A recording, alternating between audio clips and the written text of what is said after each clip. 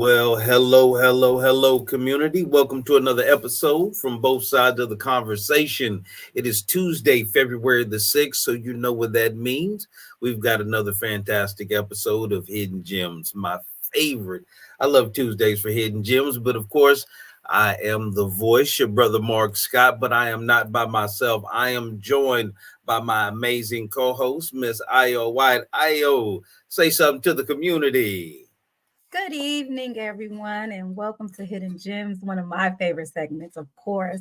Hope everyone is doing well. And for all my San Francisco 49ers fans, bang, bang. I hope everyone is ready for Sunday. We will not have a show this Sunday, but in replace, I hope everybody is with their family, their friends, and enjoying this Super Bowl. Yeah. You know what? I really am. I'm pulling for y'all. Like I say, I hope the 49ers win. Like I say, man, I've been repping my both sides of the conversations gear here in Houston, Texas, and I got actually people they like it. So yeah, we got some growing fans. Of course, been praying for y'all. I know, man, y'all been having a lot of rain out there, and man, I just hope things are in place because I'm really looking forward to coming out there for the bowling event coming up. But also, want to shout out the bishop as always, out in the community, serving, taking care of business. Man, hope you're doing well. Can't wait to talk to you again.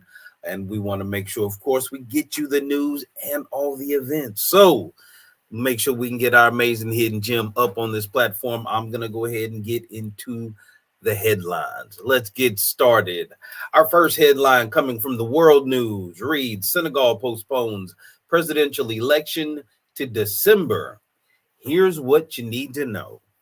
Senegal's National Assembly voted on Monday to postpone the West African nation's presidential election until December 15th, pushing voting back nearly 10 months from its previous scheduled date of February the 25th to allow a probe into the selection of eligible candidates for the polls. The delay is a first for Senegal, which has had general peaceful transitions of power since it gained independence from France in 1960, but has had recent experienced a decline in civil liberties that has opposition lawmakers, civilians, and civil rights watchdogs and other governments worried. Until now, Senegal, which has a population of 18 million, had been an outlier in the region, in which neighboring nations have experienced destabilizing civil wars and military coups. Protesters have taken to the streets, and critics have described the postponement as a constitutional coup, as Saul is now expected to stay in office beyond his term expiration of April the 2nd until a new president takes power.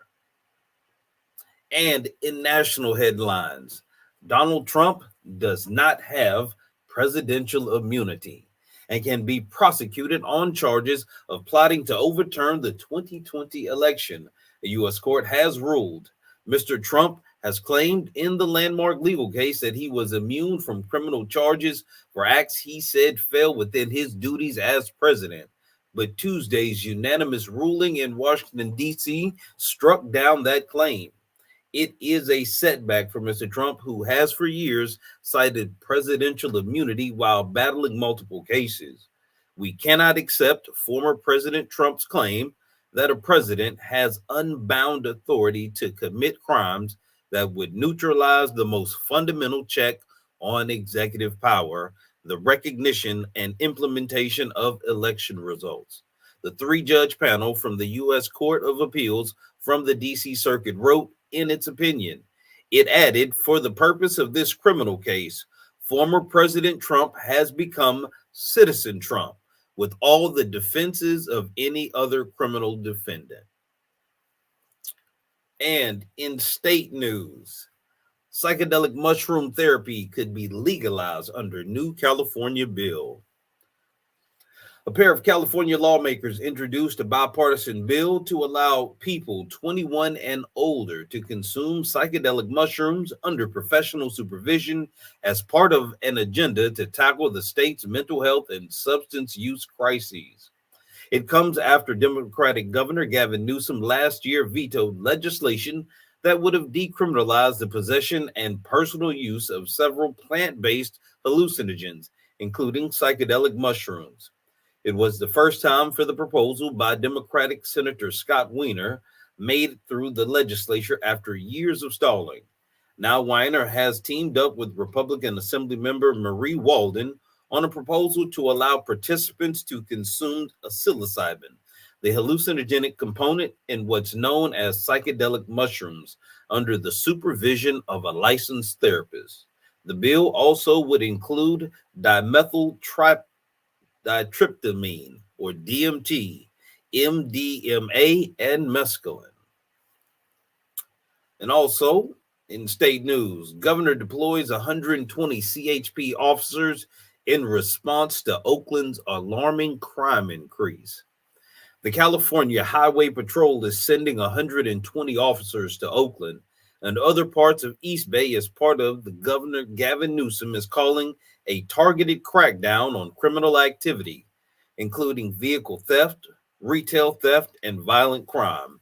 With the start of the COVID-19 pandemic in 2020, crime rates fell across much of California and the U.S., including in Oakland. But violent crime surged across the state in 2021 and 22. Last year, homicides declined across much of the country. In Oakland, however, shootings and homicides have plateaued at higher rates, according to the OPD data.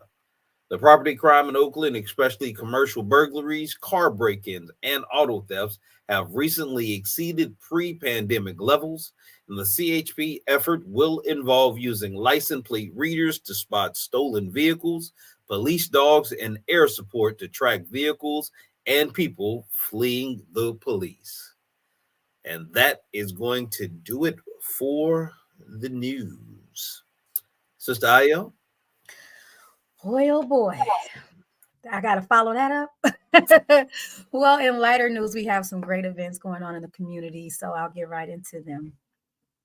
The African American Arts and Cultural Complex invites you to the Season of Black Art Inaugural event, introducing February 2024 season at the AAACC, kicking off the captivating celebration of Black creativity and culture with special guests and performers. Wu Yi's Children's Services, Black History Month, Know the Past, Shape the Future, every Friday in February from 10 a.m. to 12:30 p.m. at the Bayview Community Hub. This event is free and includes dance class, story, activity, and snack for kids 0 through 5 years old. San Francisco Public Library presents Tania Lunsford Links in a virtual conversation with Albert Broussard on Wednesday, February 7th from 6 p.m. to 7:30 p.m.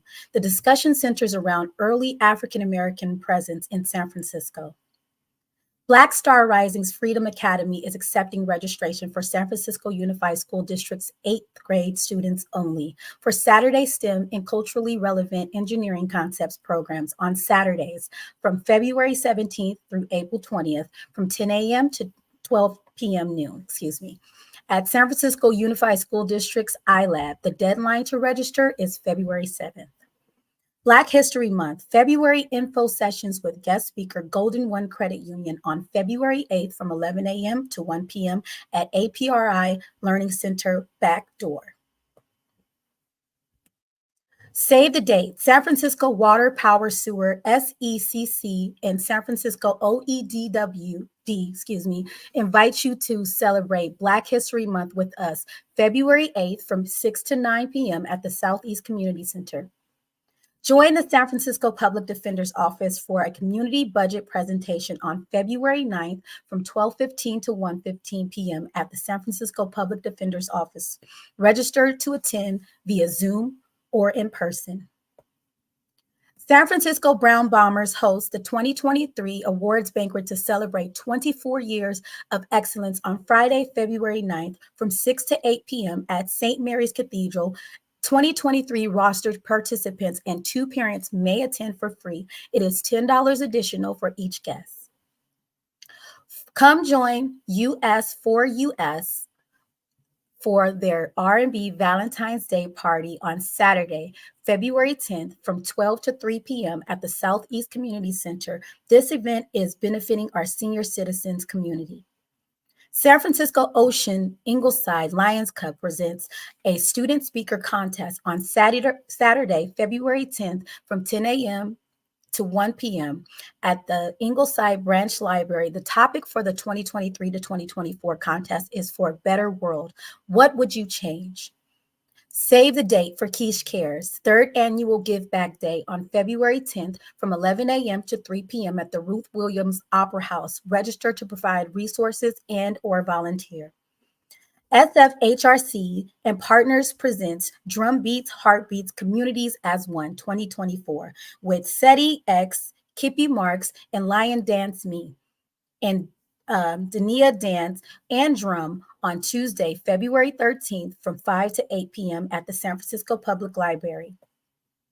African American Achievement and Leadership Initiative hosts the annual Board of Education presentation. On February 13th at 6:30 p.m., the presentation will center the experiences of Black students, their families, and Black educators in San Francisco Unified School District. Arrival time by 6 p.m.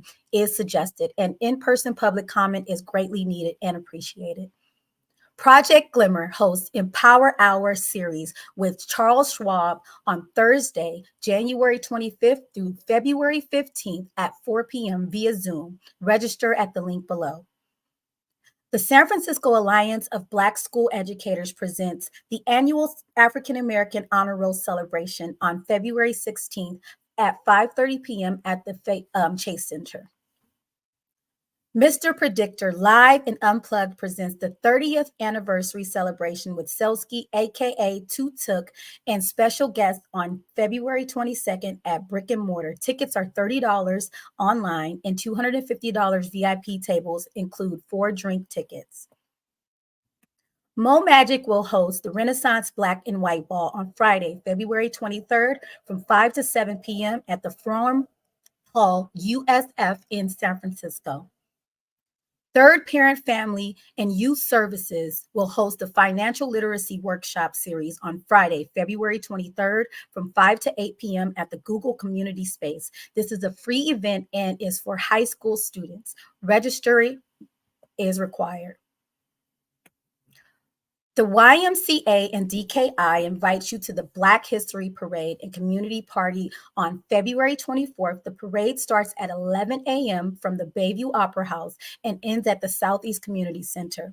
The community party starts at 1:30 at the Southeast Community Center. Food, entertainment, kids zone, and so much more will be offered. Save the date. Author and outdoor Afro founder will present Trailside Talk, Nature Swagger with Rue Map on February 24th from 11 a.m. to 2 p.m. at the Echo Center in Heron Park. See the link below. Into Action announces the Black Cultural Preservation Mini Grant Cycle 3, opening January 25th and closing on February 26th. From March 1st to May 31st, you can get up to $9,500 in funding for Black cultural preservation events in the Tenderloin, Lakeview, Sunnydale, Visitation Valley, and OMI. To apply, please see those links below.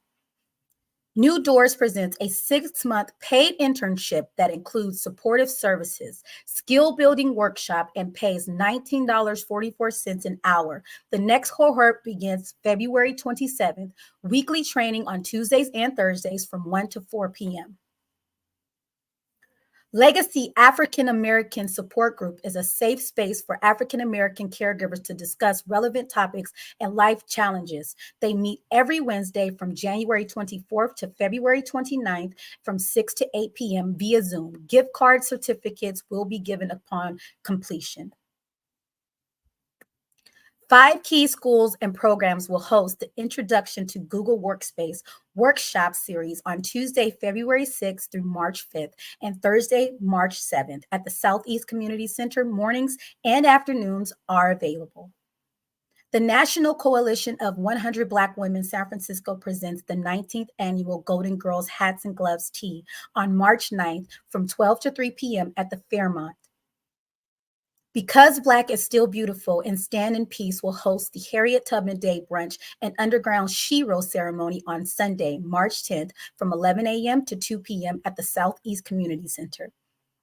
The Society of Cultural Advancement invites you to Rise and Thrive, a free community impact event on March 16th from 1:30 to 4 p.m. at the AAACC. This event focuses on financial empowerment, home ownership, entrepreneurship, wealth building, and investing. Refreshments will be provided. River of Life Church is accepting signups for River of Cold Spring Session 2024 on Mondays and Wednesdays from January 29th till April 3rd at 4:30 p.m. at the River of Life Church.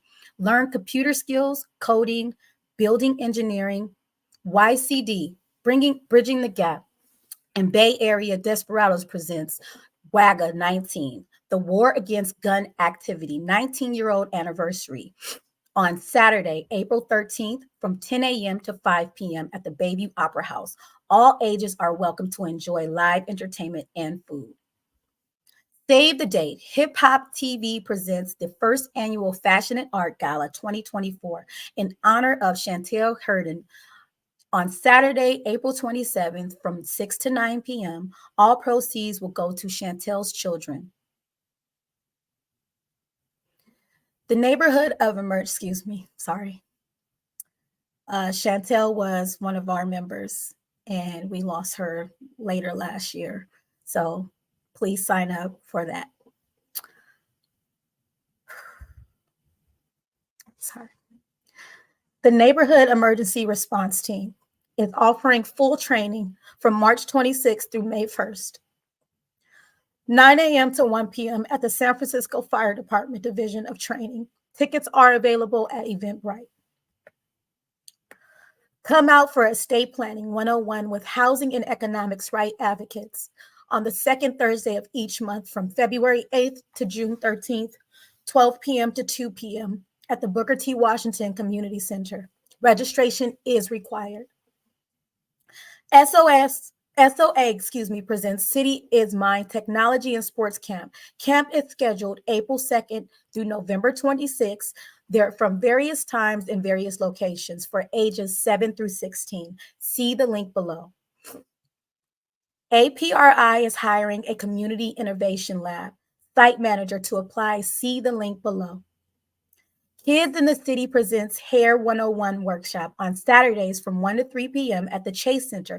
All youth 7 through 17th will learn about hair, what makes it unique. All supplies are provided. Please register at the link below.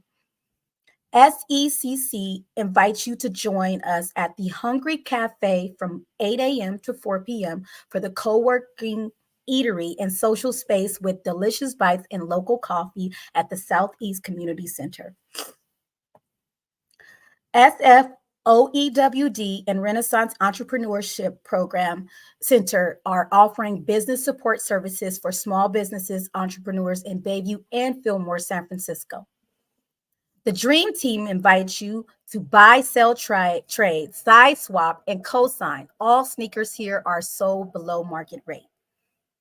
Minding Our Black-Owned Business initiative powered by BWOPA Tile honors outstanding Black women entrepreneurs who embody the spirit of cooperative economics. Nominate your favorite Black-owned women business.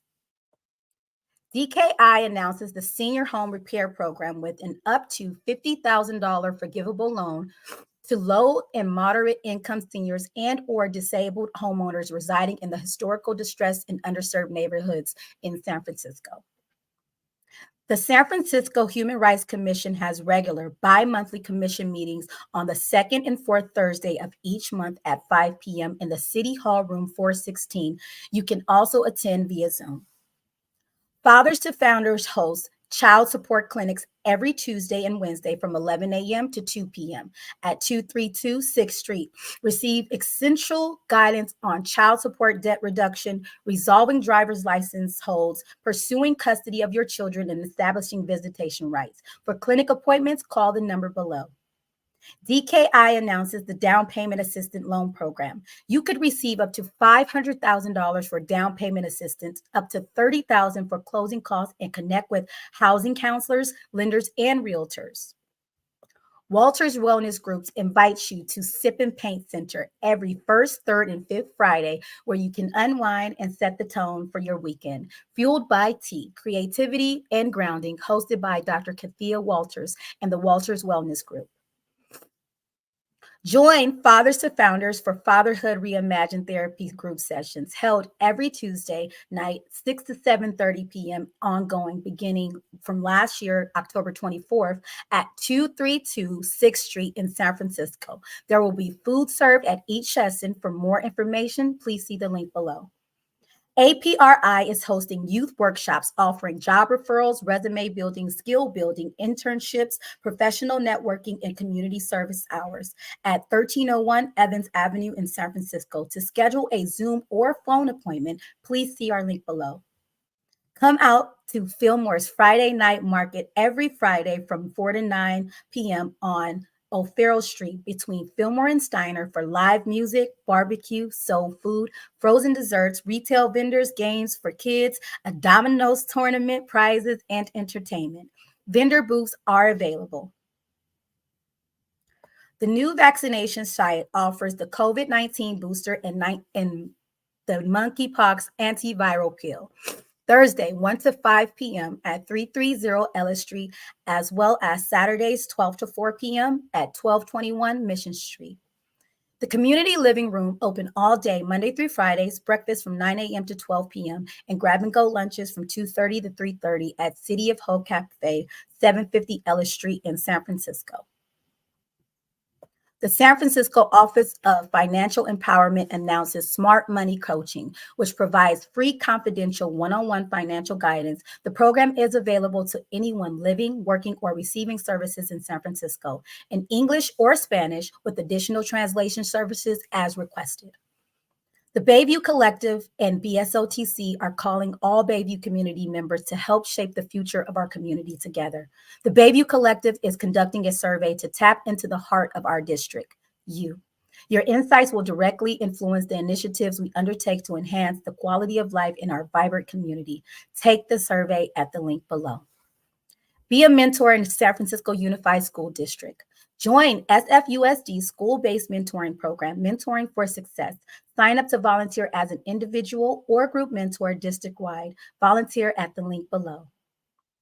BSOTC is calling all conscious individuals and organizations to sponsor our third annual African American History Bowling event and award ceremony. The award ceremony will be held on February 24th from 6 to 8 p.m. and the bowling event will be hosted on February 25th from 2 to 5 p.m. For more information on sponsorship, please see our link below. BSOTC needs your skill and ability to engage the youth.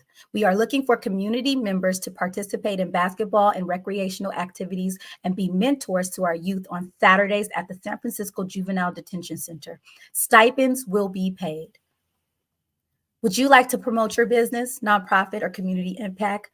Sign up for our Hidden Gem show. Share your expertise on our Educational Thursdays or be a panelist on our Sunday's conversation.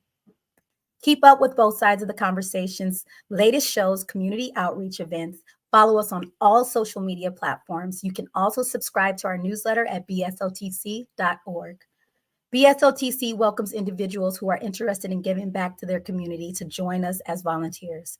We value the positive impact volunteers can make and invite you to be a part of our mission to uplift and support our community. BSOTC kindly requests your invaluable support for our podcast and community engagement endeavors. We cordially invite you to explore any of our donation links, as your generous contributions will greatly aid us in enhancing programming. We would like to take this time to acknowledge the Dreamkeeper Initiative and its support for BSOTC's programming. The Dreamkeeper Initiative amplifies the voices of and invests in San Francisco's diverse Black communities to reform public safety and address structural inequities in San Francisco. To learn more, see the link below. Join us this Thursday for our Educational Thursday. And as I told you, we will not have a show this Sunday, but we will see you the following Tuesday for our Hidden Gem segment. Thank you.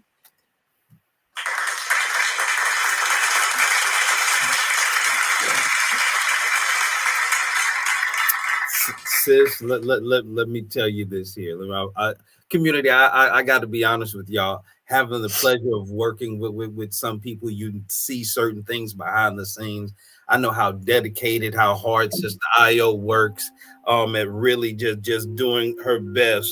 Hold on one second, because I want to make sure I got all kind of stuff going on here. Um, Sister Io had a moment where she got touched in one of the announcements, and she held her composure and kept going. And Sister Io, I just want to make sure I tip my hat to you, give you flowers. Thank you for your dedication to the community, sis. All right, all right, all right, all right. So, as the bishop would say, when I Hidden Gems community, we've got some amazing people all over the country that are doing phenomenal things. And one of the things that we really like to do is give an opportunity to really showcase people that are doing these things in the community. Our guest tonight, Mr. Kendall Walker, he is the co-founder and the CEO of Mission Scope. It provides client based, nonprofit, and funder collaboration services. This gentleman has overcome a myriad of challenges. And even while he went through it, not only did he improve himself, but he put together systems to help other people navigate and improve accountability, as well as give them a platform of somewhere to talk. So I want to, with no further ado, introduce to some, present to others, Mr. Kendall Walker.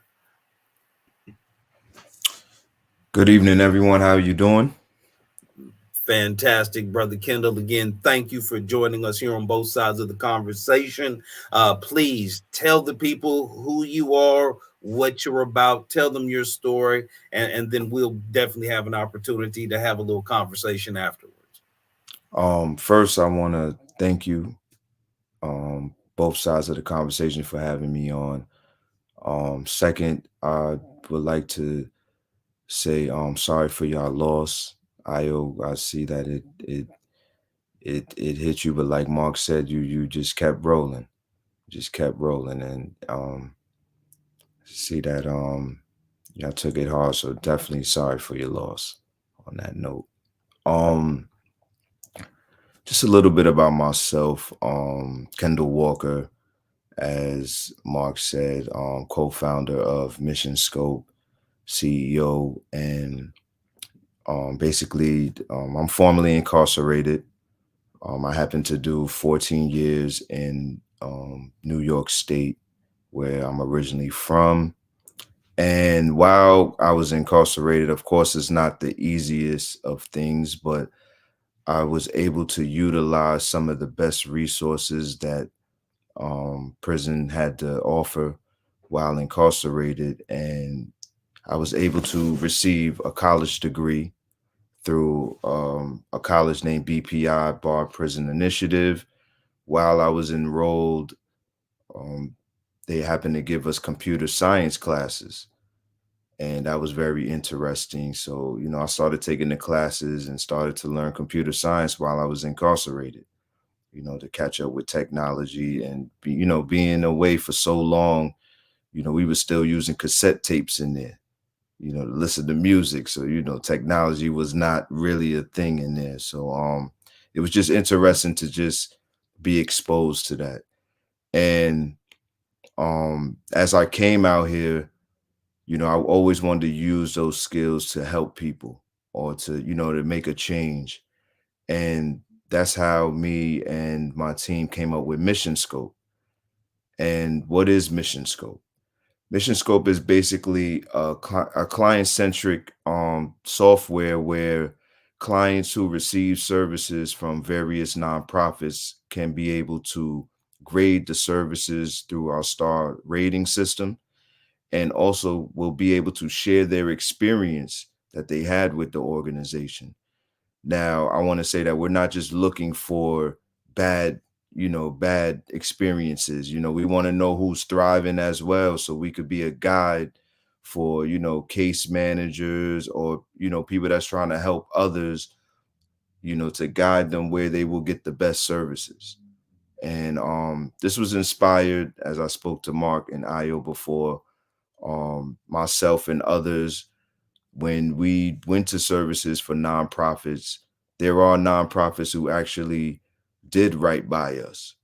And, what they articulated to us for the end goal of enrolling in their services, that's what we received. But there were times when that, it was the opposite of the spectrum with that, when, people enroll in services and then the outcome is not what was articulated to them from the beginning. And so what we did was we brainstormed and we thought about basically, is there a platform? Is there a way where clients can express themselves or, be a part of the conversation on how nonprofits are evaluated? And through our research, you do have evaluating platforms, that help grade nonprofits, but these platforms are basically, well, let me retract that. Sorry. Basically, with these platforms, the nonprofits actually evaluate themselves, right? Now, do we say this is a problem? It can be, because I mean, for anybody, in this world, if I can always evaluate myself and always talk about myself and be the one who determines what type of person I am, I mean, I will always try to say the right things. You get what I'm saying? That's a But natural conflict of interest. yes. And so we said, let's pull our, let's get our skills together. I acquired some other software engineers and told them about the idea, and it was like, they came along and just, we just started building it. And just basically, but also with that, we also made accounts for nonprofits and funders who fund nonprofits as well, because the nonprofit is like the middleman between the underserved communities and the funders. So, and that's who the funders, because the funders are into their own business, so they give the money to help solve some of the issues that may be going on in this world. But if we have platforms like Charity Navigator or GuideStar, where funders go on these sites and basically can observe the success and failures of the nonprofit. But one of the flaws in it is that the clients are not in the conversation when it comes to determining what are the quality of the services being received. So that's something that we want to help solve. I'm gonna be honest, you have nonprofits who are not happy about it. I'm just gonna be honest. The well-oiled machines, meaning those who kind of, have a budget of a lot of money. And I understand, but we're gonna keep going.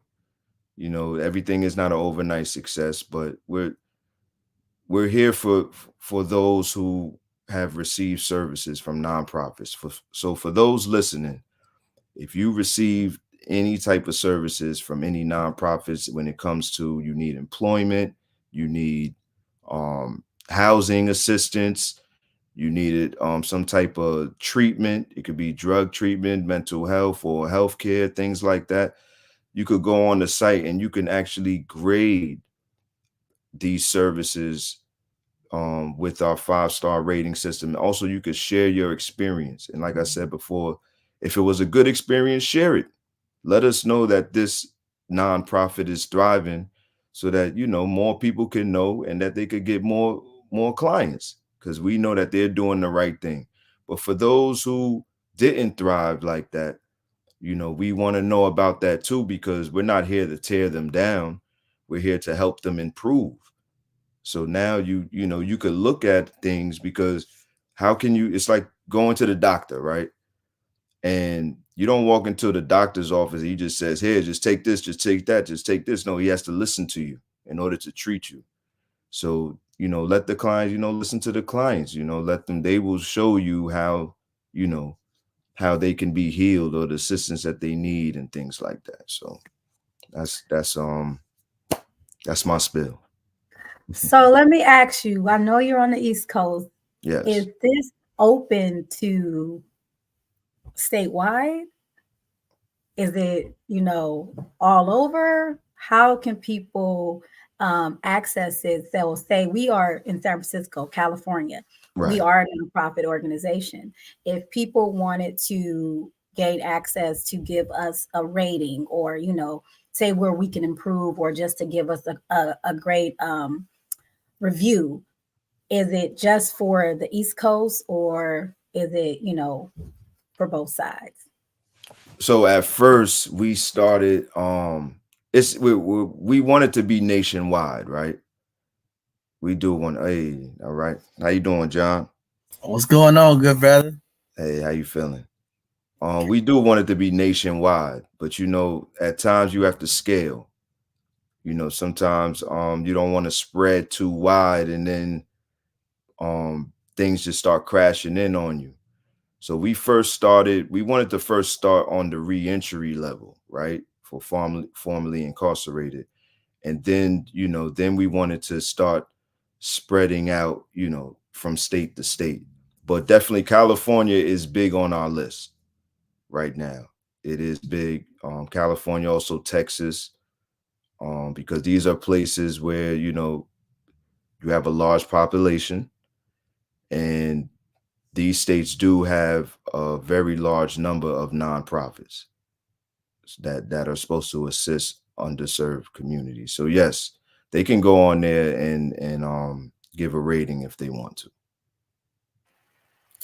Brother Kendall, one of the things that I think a lot of the people in the community don't fully understand is the relationship between a nonprofit entity and for-profit businesses and how there's actually benefit. Because a lot of times when people are trying to talk about, seeing the amount of funding that goes out towards nonprofits, the invariable question is, well, where does this money come from? Can you give kind of a basic overview of the relationship between a for-profit business and a nonprofit and the benefit of what nonprofits provide? So a for-profit business, from my understanding, will always try to allocate some type of some of their profit towards some type of donation or towards some type of cause. And a lot of times, from what I see for a for-profit is, let's just say I have my own corporate business, right? But I may have had alcohol abuse in my life, or I may have experienced alcohol abuse.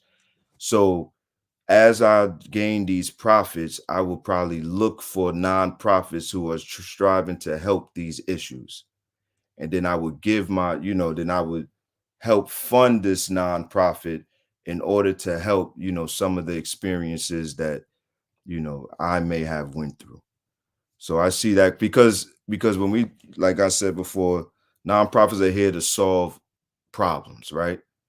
And no matter, we could have all the money in the world, all this money, be doing good, but at the same time, we all have a story.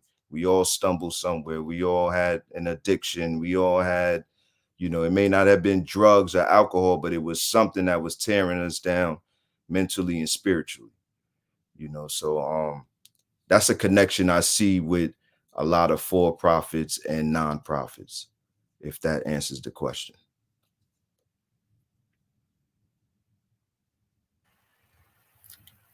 Oh, absolutely, brother. I definitely appreciate that. Now, when you were talking about in the beginning, when you were starting to put together your network, what was the framework like that coming out sometimes is overwhelming for somebody once you've been in? Because I know we talked about the technology gap, that learning process, and that there's a mental adjustment when you come. what's that initial process look like, and how do the services help somebody navigate that first transitional period to get caught up to where they feel like, okay, now I'm comfortable to function with the modern technology? Well, that's a good question because I still see people fumbling with modern technology, and at times I fumble. But because I would say this, right? And I always tell people, you may have taken a class now on technology, right? But then next week there's something new that was added to this what you just learned. So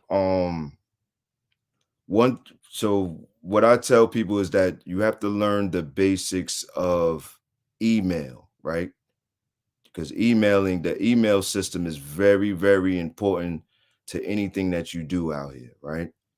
And you have to stay on top of it because, like I said, with all these upgrades going on and things like that, you have to make sure that you're always interacting with the technology. That's number one. Number two is always ask questions, right? And as a formerly incarcerated individual, like you're in there by yourself, right? And you have to manage a lot of things by yourself. And what happened is that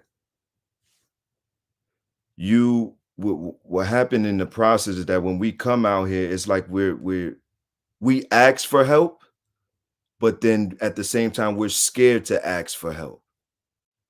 And it's just something to think about. So like I tell people, take everything that you can. Take don't turn down information, don't turn down any classes because all it could do is make you better. And it seems like the transition never ends because I know for y'all, probably for all of you too, even though you may have, been in technology, and I'm not saying on a coding level, but just interacting with laptops and services and all of that. And sometimes we run into those walls where we be like, hold up, man, what is this now? What is this they added? What is this going on?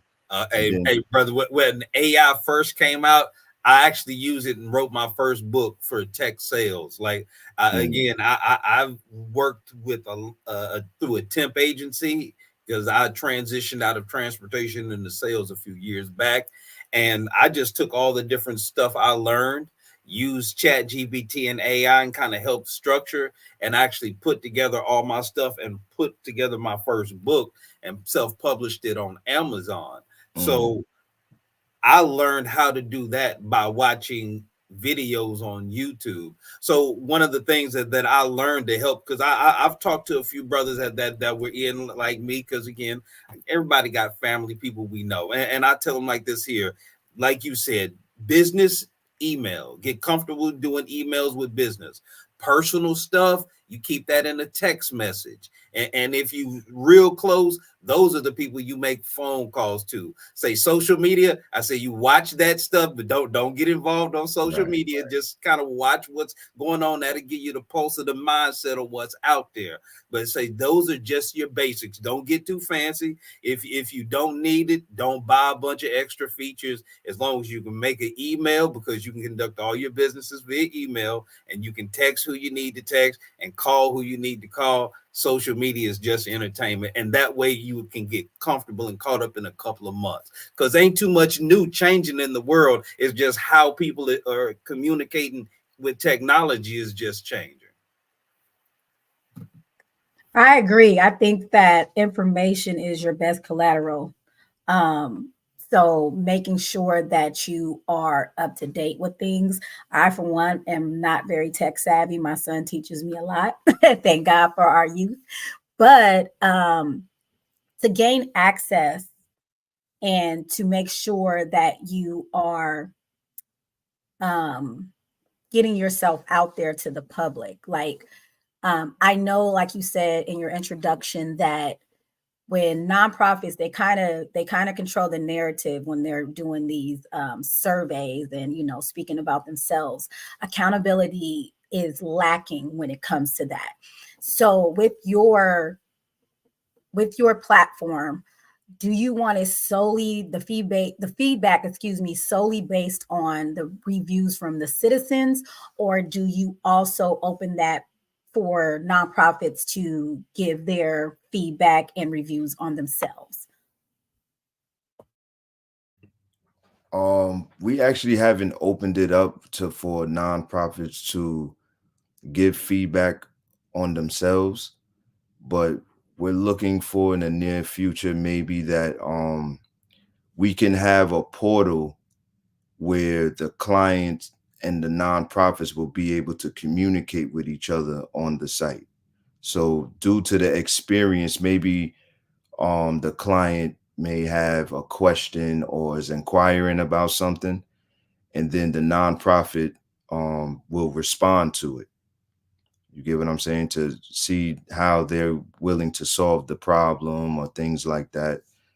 But there's already a lot of platforms out there where basically, like I said before, Charity Navigator, their evaluation is done due to their tax forms, right? Or like GuideStar, they put in the information on who they serve, how the money was allocated, and things like that. So no, we don't really have something where the nonprofits can basically put in information, but we have something also where they can view the information that is put in on their organization. Like we have live graphs that fluctuate due to the 5-star ratings. So say like 10 people put in and 3 put in a 3-star for this service, and then 2 put in a 2-star, then another 2 put in a 4-star, then it will be averaged off to like 3. You get what I'm saying? And then it'll fluctuate as people continuously put in star ratings on the services. So with the information that you gather, in hopes that the nonprofits take this information to better themselves or utilize it as tackling fuel, they have access to see what the reviews are. Do you guys work with the nonprofits to say, hey, we're getting these reviews, maybe you can better yourself in these areas, or give them some type of coaching as to the areas people may be complaining about or highlighting and praising them for? Yeah, so we plan on giving some type of consulting services just to let them know, where they can thrive at, and also where they may need more funding, because sometimes that may be an issue as well, where they may be only working with $10,000, but they have to do $100,000 worth of work. You get what I'm saying? So that's something they also can see as well. Yeah, I hope that answers your question with that. What's up, brother Kendall? I'm just getting in. I'm late. Okay, I'm sitting in listening. I apologize. I had a community safety meeting I had to be a part of tonight, but I got a couple questions because you have an interesting platform in what you're doing, but it's also it's a concern. It's a blessing, and it's just a little bit of everything. It's all over the place for me. It's like Yelp. Okay, I go into these Yelp reviews when I'm trying to get something to eat, and I get, oh yeah, I went there and the service was bad or the food was bad, right? And then I go in there and I didn't have that experience, right? Now, when you're talking about nonprofits and people being able to evaluate them, I always take, when it comes to these data skewed analysts, I'm always a little hesitant because it's 2 or 3 different type of nonprofits. You got Nonprofits for America. You got, big, large nonprofits for like, the Boy Scouts, different type of organization. But when you're dealing with Black and brown people, when you're dealing with our people, okay? Now, how do you decipher through these numbers? Because you're dealing with Black folks, okay? They don't want to take the survey. They don't want to answer the questions. They might have a bad day. They might be having a bad day, or somebody told them no. Right? And then they have the power to say, oh, they didn't serve me.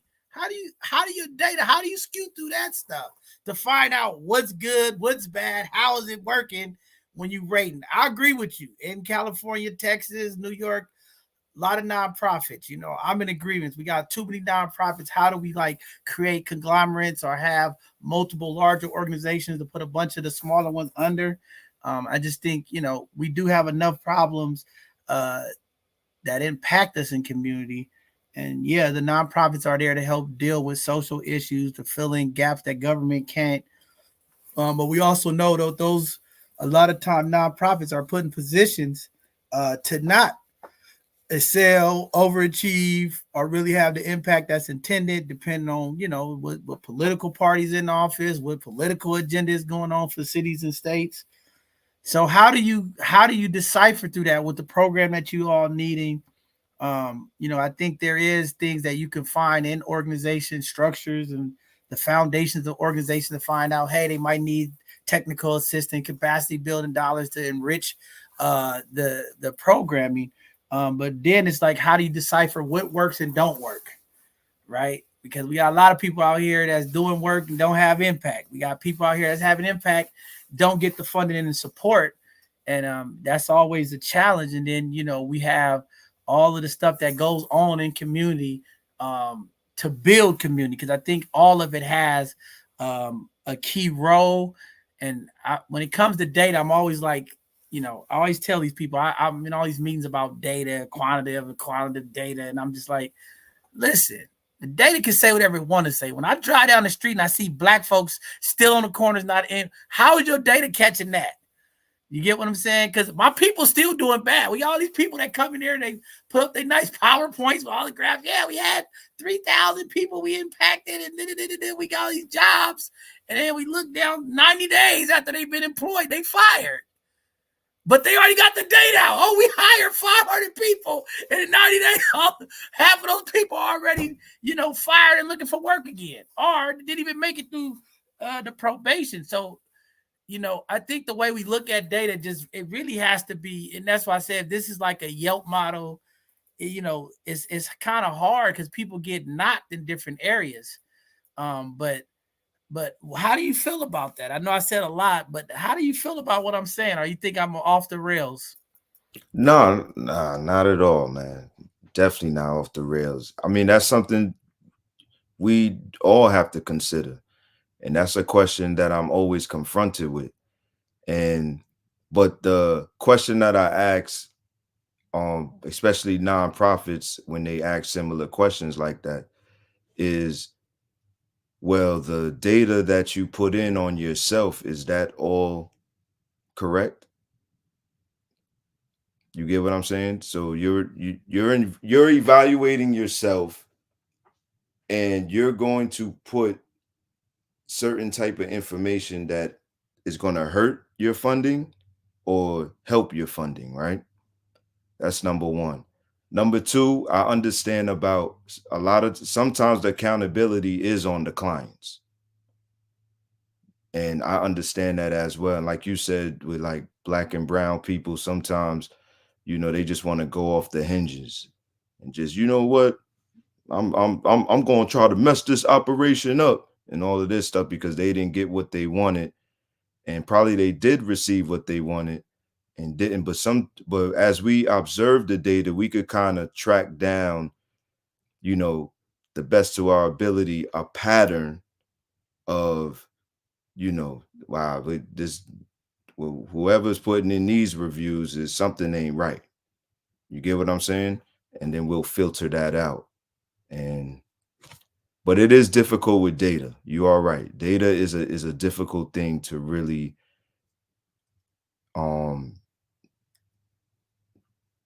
basically bring it together, but there's always going to be deficiencies in data. And I agree with that. And I think it hurts our community because, you know, when you're dealing with black folks, you're dealing with brown folks, the most impoverished folks in this country. Sometimes pulling that data is hard, right? Black folks, we traumatize them taking data, right? Everything they want to do a survey, or we go to research, they want to do research. Well, our experience with medical and surveys, it ain't always been so productive. So why do I want to answer these questions? I don't want these people in my business. You know how our people go, I don't want to give up my information. You want my phone number, my email address, right? But you can have great impact, but then you have those barriers. So how do you capture that? you know, and then not only just a person being told no services, you know, sometimes you provide a service that all you can give. You know, this is why I have a problem. I've been having a call to action in the community of like nonprofits, for-profits, business owner, vendors. Like, how do we come together and advocate for some of these policies, these RFQs, these RFPs, these grant processes that are catch-22s for nonprofits that they're not going to win, right? I'm here in San Francisco. We like the highest, one of the highest cities and counties to live in.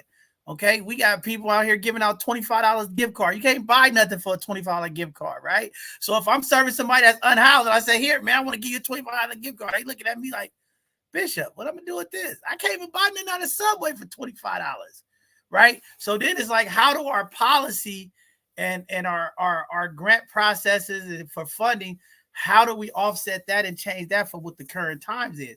Because now that experience to that client is like, it's useless, right? It's like, hey, they came out, they showed up, they community engaged with us, they had opportunity. I got a $25 gift card. I can't do nothing with it. I'm not happy.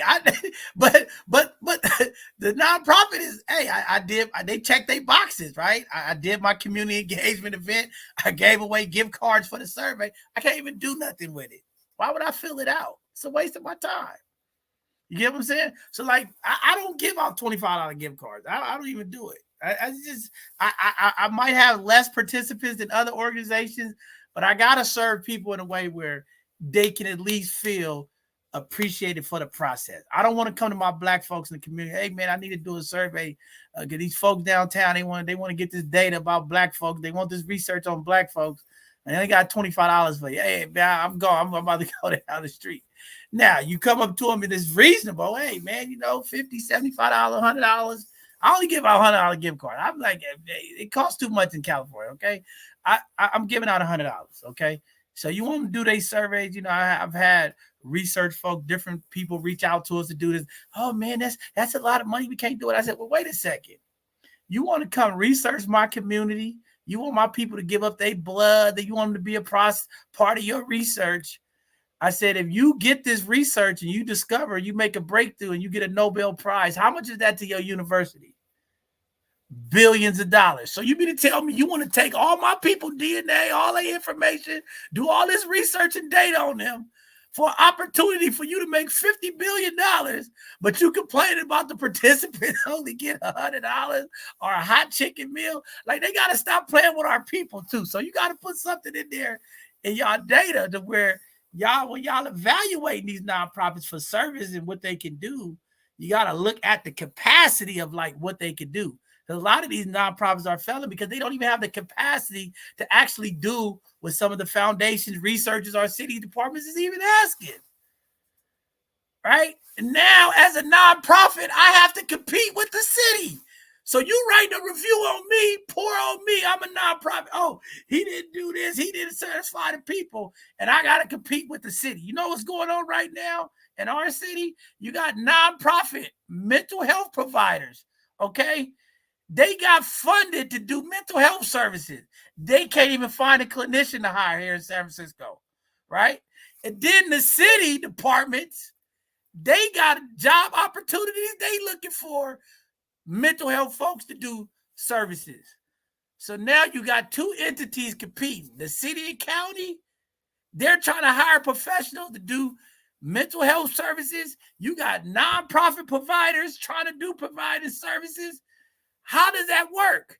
So if I'm doing your program, I'm writing this nonprofit down. Why? Because you would never get the data from the city because their threshold is totally different. Now they're going to give you data and statistics from a whole different category from a larger entity because they have the moving parts to be able to give you that. So my nonprofit under your process is going to fail every time. Because when you start asking, did I meet the needs? Did I ever serve the people that you want to serve? Did I get all of the clientele? Can I provide the same cities that the city has? I can't do it. So I just set myself up for a catch-22 under your program. I can't compete with the city. They got more funding. They got more qualified staff. They got more folks with, that can do that. Where we're struggling nonprofit, I can't even hire somebody with that skill set because I don't have the capacity to pay. So how is that leverage your program? How does that leverage the city and county, state, federal, whatever, versus a nonprofit that they're setting up because they can't do it because the city, they don't have the connections with the people. So what they do, they give you a little bit off of their plate to feed you because they don't want you to make it. Because if you look better than them, then what do we need the city department for? So we always in this catch-22. So how does your program help combat that? Because I see a lot of losses. But I agree with you. Self-evaluation doesn't work. I mean, because the way the system is set up, how can I self-evaluate myself if I'm going after funding? I want to make myself look good. Right? Because I'm trying to get funded. Me, I'm different. I tell them, look, I got all these issues. I got gaps. I need help so I can fill these gaps. I'm going to tell them the truth. This is where it is. Okay? I mean, and this is what we really need. So I'm glad you're doing this because I hope tonight when you leave here, this will open up your mind to think of things because sometimes we get caught in these zones, right? It's like, I'm doing this for this. But then it's like, I got to think about this. Okay? I'm driving from this meeting night to get home. I got a 16-year-old kid who just got out of juvenile hall. 16 years old, family all dysfunctional. He looking for a job. He need money. He need clothes. He can't get a job. He can't get a driver's license. All of these people in the community say, hey, we got jobs for youth. But then when you call them, they don't have jobs for youth. Now, how do I rate that program? You get what I'm saying? How do I rate that? Because, see, we all sell what's good. We in the room. Oh, we got jobs for youth. Oh, but when the kids get out, I call these very people and say, hey, I got a kid out right now. He need a job. Or we don't have a cohort open up right now. Or he got to come down here and go through this whole process. By that time, he reoffended. He back in jail. Right. But this is what I'm saying about these type of programs. So I just hope that I got to look at your stuff and see how it works. But this is what we deal with every day. And it's not just in San Francisco, it's across the world. Right. Because we know how data is set up. We got all these workforce development nonprofits and agencies all across this country. Right. The data is skewed. Right. Anybody can say, hey, we're having a community hiring. OK, we'll have a job fair. Come down here. We're going to hire you right on the spot. Right. An employer. An entity could come down there and say, okay, we hired 75 to 100 people on the spot. That's far as the data goes.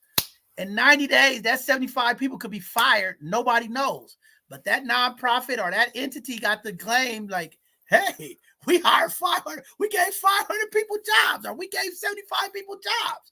But where's the follow-up data? See, you got to look at not just the organization, but it's the clientele follow-up. But who has money to chase those folks? Right? Because I get this all the time. Yeah, man, they gave me a job. They hired me on the spot. 90 days later, I was terminated. No reason, no call. I'm on probation. They let me go. Whatever it is. I'm not saying that all these people are right. People have issues. But what I'm saying is this is what happens. So the data never work. So now if I'm that guy who got the job and I got terminated on the back end, and you come to me as Kendall, hey, John Henry, how did that job thing go? Oh, man, it was terrible. I got hired and got let go in 3 weeks. I got one paycheck, it's over. So how does that rank up? You got to unmute you have a valuable point. I like that follow-up because the follow-up is very, very important. Also with me and my crew was brainstorming, right? And we was also talking about how can we reinvest in the clients as well as nonprofits, right? It's like you said, the smaller nonprofits, because a lot of times the smaller nonprofits who don't get the money that they need are the ones who really mean well. You get what I'm saying? The ones that really are, their heart is in it and things like that, but they just can't get what they need in order to give the proper services, right? And that's also a gap that we was discussing today. How we need to reinvest in them as well, because we're not just here, like I said earlier, we're not just here to tear you down or to try to, get what's the bad out of you or whatever, things like that. We also want to reinvest in them, and if they need things and all of that, we want to be there to help them as well. Because we know, like you said, they're up against bigger entities, and that really want to wash them away. Yeah, I mean, and I think that's why the collaboration piece is so important. When we talk about this work, but you're right, and what it does is it creates a new generation of gatekeepers. So the larger nonprofits who have the funding capacity, right? Let's just say you like you said, you're dealing with a nonprofit organization that's doing $5 to $10 million, right? Sometimes those large entities don't have the impact because they're so big, doing so much, they can't focus on the ground root stuff, right? But then you got the ground root organization that's having an impact with the community, but now they gatekeeping. Oh, well, the grant is this much. We only could give you this, right? And I'm like, this is why I'm saying about the policy and how we do these RFQs and RFPs and RFAs and all these, whatever they want to call them, right? They're trying to gain information of how to roll out these programming. But what you see in there is there's no investment in most of these grants when it comes to participation and grants, right? It's very limited what you could do with participation. And like you said, that should be like the highest thing, right? We want to break, like you said, a nonprofit is to do social change, right? We're trying to change something that's wrong. There's an investment. I keep telling these folks, I go to meetings all day. You should see me I'm beating on my desk. Bam, bam, bam. And y'all listen, wake up. Y'all not even making sense, right? Like, we want to stop all of this breaking in cars and all this stuff in San Francisco, right? I'm like, how do we make it incentivized for folks to where it's appealing to not do crime? We got people in San Francisco, they say it takes about $75 an hour is what you got to make to just live poor in San Francisco. Well, 75% of the jobs is paying under the livable wage. You get what I'm saying? So you already created that disadvantage. Why would I stop breaking in cars, running in malls, grabbing clothes, stealing, doing all of this, when every program that I go to that's supposed to help me can't even give me a livable wage or an opportunity to make a better decision, right? Because finances help us make decisions when we on that type of level. Not all people, but I'm saying the people that's out there in the streets, the decision of me making a crime for survival, because I call it crimes it's an economic crime. I'm doing these things because I don't have money. These kids running in the mall, going into Macy's, Bloomingdale, running out with all these Nike shoes and clothes.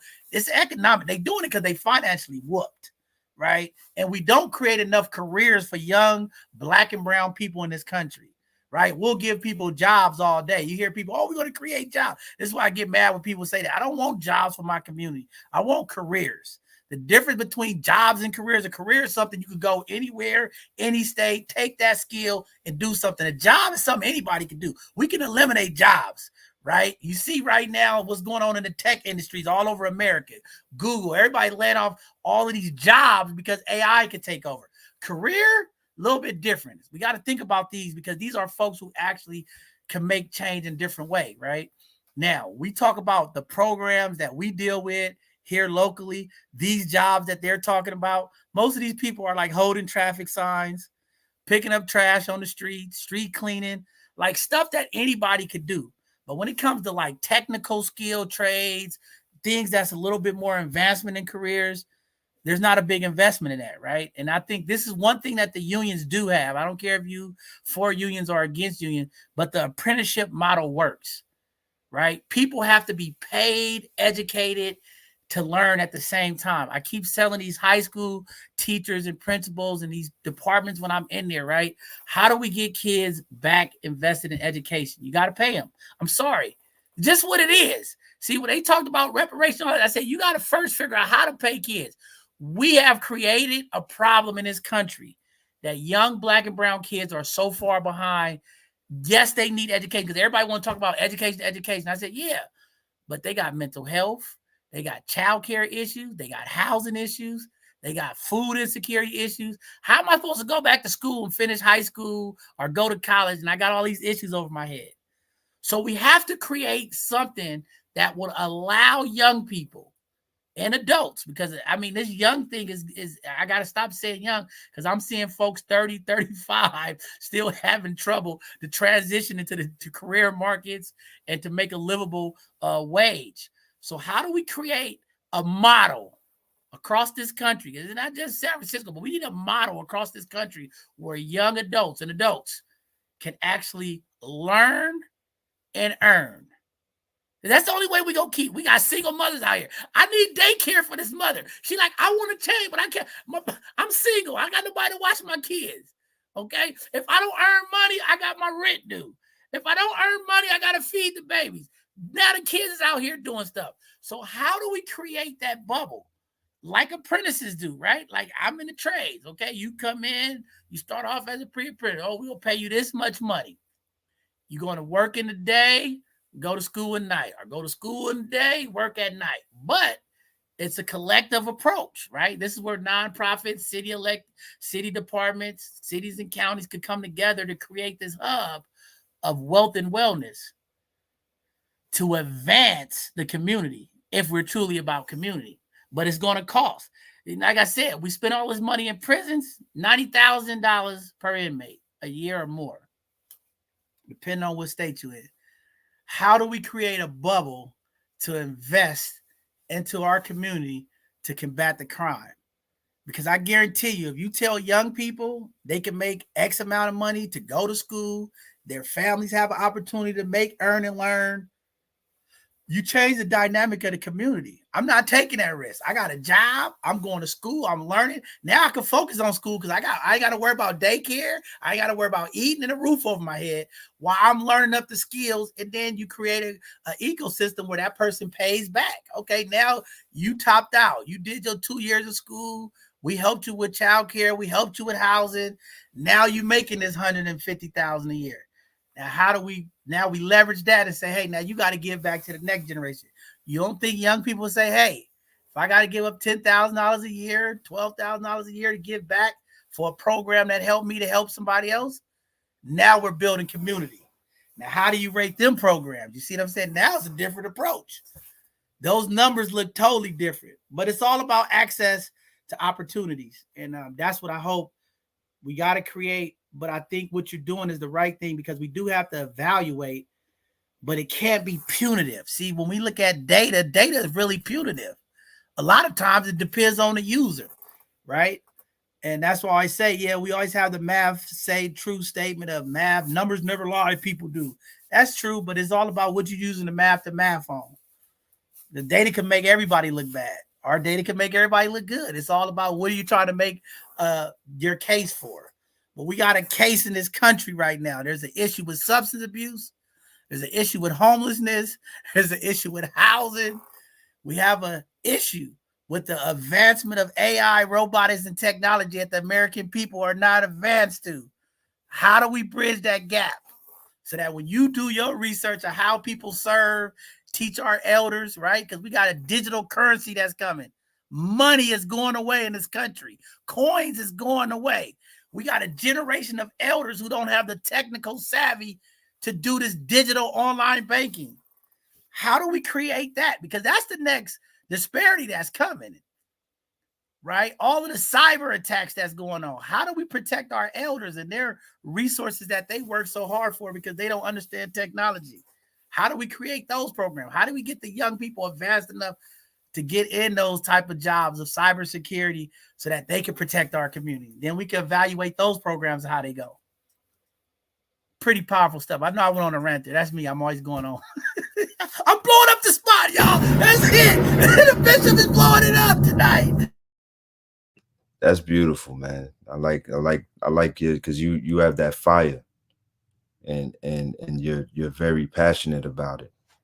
So that's very, very important. Also, just wanted to add, we was also talking about making a possible blockchain for like people can earn coins. So like we have webinars or Zooms of people speaking about financial literacy and things like that, and they can earn coins in a wallet that they can actually use, because this is the new wave now, the blockchain and all of that. So we was also discussing things like that, because because the most important people here are the reviewers, right? The clients. But like you said, it can't, like, people always, well, why don't you give them like gift cards? Why don't you? But that's too traditional. That's too, we have to give them something that will strike their interest to learn more. Like, what are these coins I'm getting? What am I getting? Like, what am I receiving? I need to learn more about these things. And so that's something we was also looking to present, create a blockchain for, for a lot of people in our communities, because they actually, like you said, they don't know about, even the elders, they don't know about these things. They just got their money just sitting in the bank, just looking around. So definitely looking to add that. But thank you. Go ahead, So- Ayo. From my experience, right, working for both sides of the conversation, we are a nonprofit organization. John Henry is always in the community. He shows up to everyone's event, whether it has anything to do with our organization or not. Supportive. One common goal is that we want to change our community. We want to reset and reunify our community, putting the unity back in community. Our results speak for themselves. Boots to the ground, giving incentives, out in the community, doing the work to see the change. Do we get the recognition? No. As soon as one thing doesn't go someone's way, that's when they want to sit there and write. They can come to your platform to say, this one time, there's a million times you said yes to someone, right?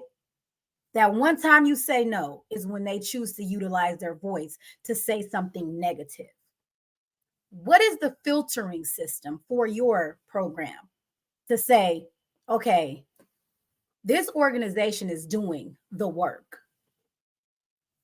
Maybe the people who are coming on and giving these reviews, which are negative, have a personal vendetta. What is your filtering system for those who come on and have only negative to say and never uplift? And or do you do the resource yourself to see the outcome, the impact of the organization and the nonprofit, the work that they're doing in comparison to what someone's saying on your platform? How is it that someone can come to your platform, to your site, to say something negative about an organization without doing the data and the research about the actual organization? How do you measure the success of giving, I guess, the community giving their input opposed to the organization actually doing the work? Well, every review, so it's similar to Yelp, but every reviewer has their own account, right?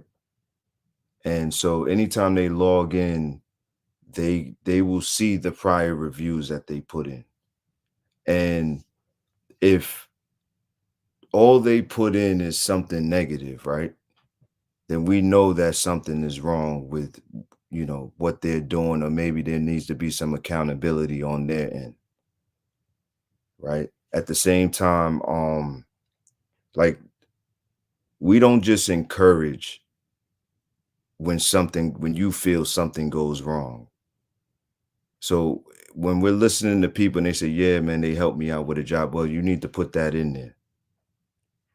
You need to grade that, because what I encourage them that they need to understand is that you also help to be a guide for those coming after you, who will know where they need to go to get the proper services that they need, not where you think they should not go. You get what I'm saying? You help us, you help guide that road, especially for those like formerly incarcerated, right? If you're coming home and you received everything that you needed, aren't you going to spread the word? Don't you want to spread the word to those who are coming after you, that and you want to show them where they need to go to get the proper services that you receive? So I always encourage this. This is like I tell people, this is not just a complaining site. This is not a grievance system. This is something where you are the vocal point here, you know, and because you like I said, we can tell if somebody, we could tell by their account. Let's look at their reviews. Wait, hold up, man. Something is wrong. Why everything they always have to say is negative? So there's something wrong in what they might be doing as well. You get what I'm saying? So also they can also ask for us to advocate on their behalf.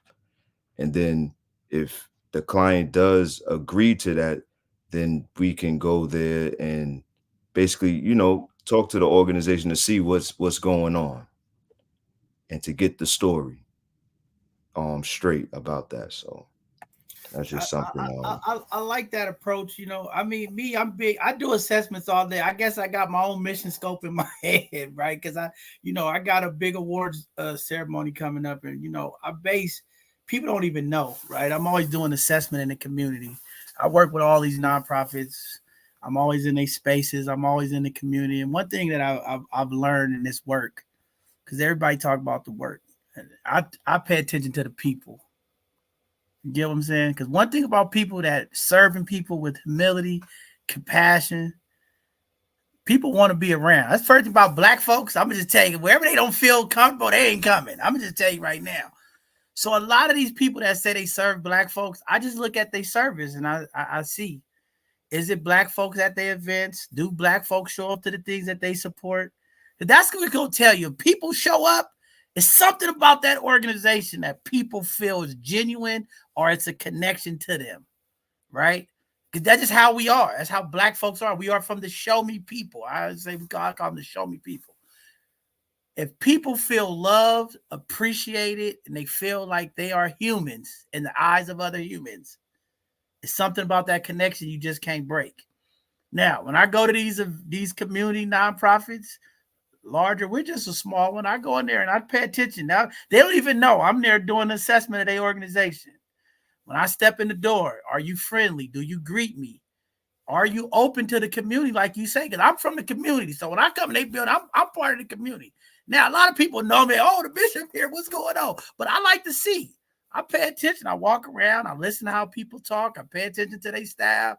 I look at how they handle our young people. People come home from reentry. I see, do they treat them like, do they have patience, right? Because you got a brother coming home and just did 20 years. You talking about, here go a debit card, you got cash out. They don't know nothing about it. Hey, I'm trying to text you. Let me see how your clientele, how your staff handle them. Are they rude? Oh my God, you don't know how to text? Oh my God, that tells you the leadership of the people. That's why I'm very critical of my own team about how we deal with people, because it's not about us, it's their experience. I don't care what you say. I did everything right. It doesn't matter. It's the people, because they are the actual judgment of who you are. You can't get that right to say, I'm this person. It's the people. So when you serving people, you have to serve people with compassion and humility. You can't walk around with your head up and know, oh my God, these people don't even know how to text. Well, he's been gone for 20 years, man. Give him a break. I watch people all over. I assess people all the time. People walk down the street. Hey, I'm trying to, nobody want to deal with them. And then this behavior transfers into our nonprofits. The very divisiveness and the very separation and silos that happen in our community, it starts with the leaders. So they always asking John, how do you get these kids that's locked up to listen to you? First, we connect with them before we correct them. That's the first thing. The second thing is we treat them like human beings. I don't care about you being arrested. What you in here for? Do you respect me? Because I'm going to respect you. And I'm going to understand what your issue is. I got staff that can't even work with kids. I got different people that is like, why? What is it about you? Right? And then the other thing is we don't spend enough time developing the adults. The biggest problems we have in nonprofits, the biggest problem we have in city government is the adults. The adults are the problems. Now, let me tell you how many groups, how many grants goes to improve adults. Because I'm going to tell you the behavior that I see from these gatekeepers and these property pimps in our communities all over. They don't work with each other. They very divisive. You get what I'm saying? And then y'all expect kids to stop shooting each other, kids to stop gangbanging, kids to go to school. I got adults right now in our communities, all across, not just in Sarah, all across. They at war with each other. And I sit there and I say, well, how do kids go listen to y'all? And y'all as adults can't even get together. These two organizations can't even work together. How do we preach unity when the actual organizations can't even work together? They working in silos. But we're asking the people we supposed to serve to do better. I'm just saying, the kids are looking up to us, the adults. When I'm around, the behaviors that I see from leaders, organizational leaders, elected leaders, I'm like, wow. You wonder why the community is so dysfunctional. When I hear people that's in the pulpit preaching divisiveness, preaching hatred, how do we expect the community to change? How do I give a good review?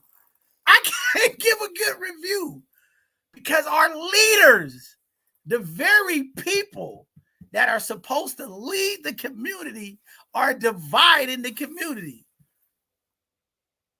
Now that's a review, because I'm going to tell you, I work with young people and I work around adults, and I'm going to tell you, I know why these kids got problems. Look at their mothers. Look at their fathers. Look at their grandparents.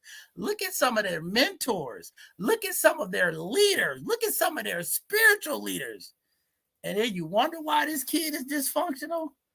I got divisive leaders that I know that's dividing the community, spewing out their pain and hate to keep the community divided. And then we got to come to you, brother, and we got to write a review.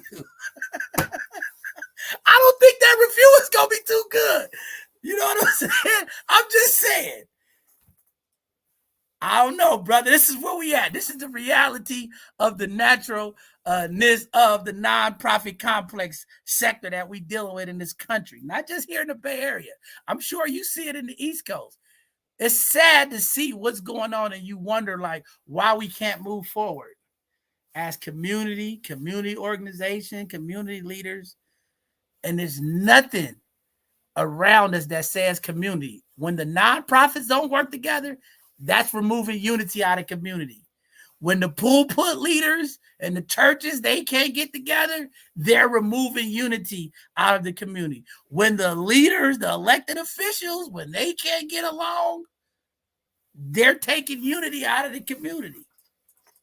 Now, after all of this unity has been removed, you still have a service to provide for me. And I got to review you. With no unity in the community, how do I feel loved? How do I feel important? How do I feel my needs is met? You get what I'm saying? As somebody in the community that's going to use your site, how do you feel it? And I ask all of these nonprofit leaders, all of these department heads all across the country, before you provide service, you have to go be a part of what you're doing. If you homeless, go sleep on the streets for a couple of weeks so you can see and navigate how easy it is in your system. That go for nonprofits. See, part of your checks, you got to add that in there. Okay, if these people are saying this, you confront the people. Hey, this complaint came in. What are you doing to fix it? The question should be, have you experienced what they said? Because I guarantee you, most of those people say, oh, no, our system worked right. See, it's easy because they developed it, right? I always tell these people, you got to think about the person who is not connected to your organization. It's just like my team. We know how to send out the links. We know how to give you all of the stuff. You get all of this stuff. You like, how do I log on? You get what I'm saying? So my team has to be intentional to make sure that when we have guests, there's certain things that we have to walk them through to understand, so that process is easy. If you don't get that level of appreciation and support, why would you come back, Kendall? You know what? It was hard. I couldn't get the link. Nobody reached out to me. I called, because I'm going to tell you the biggest thing that people are disappointed is follow-up. See, it's always the small, simple things. I talk to these people all the time. Oh, what was your experience? Why are you so upset with them? Well, I had a crisis and nobody called me back. That's number one. Most leaders, that's the problem in nonprofit. Follow up is everything. I tell people, follow up. That's the main thing I preach. Whatever you do, follow up. I don't care how busy you is. You could be 8 hours late. If you make that phone call, that just made that person's day. Wow. Now your experience coming to my platform is more better. Hey, you know what? I had a question. They didn't jam me up. They just helped me. Hey, you know what? They followed up and made sure I was coming back on. They made sure I had everything I need prepared for you get what I'm saying? It's about the experience. That's why I tell my team, it's about the experience. It's not about me. It's not about you. The people that we serve, it's about their experience. That's what's going to move us up, or that's what's going to hold us back. Because if you do the work and you serve the people and you give them the love, everything else is going to come. People ain't got nothing to say because they feel appreciated. You got to do that. You have to incorporate that. You have to send your people through the experience or you're never going to have value. How can you be over a homeless sector and you never been homeless? You never made your team go through that experience. How can you be a reentry nonprofit? Okay, you know, all these people, I've been to jail, I've been to prison. But you haven't been able to bridge the gap of what that transition looks like. Everybody have everything until it's time to lay out the plan when they need it. Every day I see emails all over my social media, people, hey, we got jobs. Hey, call me. I got this. I got this. And then when you call them, you don't got anything. How do we fix that? See, the intentionality of nonprofiting is what needs to change. You have to be intentional. You get what I'm saying? I keep telling these people, the time a person walk out of prison is the critical time. If we're setting these people up while they're in jail saying, when you get out, you go here, those services have to be available on the spot. I keep telling these people, when they get out of prison, they got to come straight to your building the next day. And you got to have something for them right now, ready to go. Hey, we're going to get you signed up, get your information. We're going to help you get your ID, your social security card, whatever. And we're going to pay you while you're going through this process to keep them from how do I sleep? These folks get $200 in a cot. They get kicked out. They get a hotel voucher after 3 days. Where they going? If we don't have the plans out here set, ready for that type of layout, people are going to keep reoffending. But we know the system intentionally put these barriers in place so that they do reoffend. So the real call out is, how do we change the policies to be more real of what it takes to make it? That's the review. How do we get our elected officials? How do we get our leaders to pass reasonable and realistic policy and bills that really impact change? Because if we don't have that, we're just out here functioning. And when you out here functioning without realistic anything, what happens? Defunction happens. Everything blows up. We have to be intentional for sustainability if we really want change in these nonprofit sectors. And it's a lot of work. It's a lot of work. Are there questions that are posed to the people who come and write reviews, like John just said, posing the question of how can this organization better these areas, or how can you help this organization for the community to gain access to these things? Do you guys pose these kind of questions, or is it free form for them just to come on, kind of vent, I guess you would say, about what their experience is? Or is there a follow-up to the venting or to their review? Is there a follow-up with questions like, okay, so since this was your experience, how can this organization better serve you in these areas? Or is it just free form, you collect the data and that's that? So yeah, so they're asked if they feel like more could have been done by them. We asked them, what do you think, what could have been improved about the services, right? So they get to explain these things. And They also are able to check a box if they want us to contact them to further discuss their review. Then we will contact them. We will email them to get further information. So if they don't do that, then how do you guys decipher that, right? So say I'm a disgruntled person. Hey, both sides of the conversation, they suck. They did this, about, right? Give me your callback number. No. Give me your email address. No. How do you do that?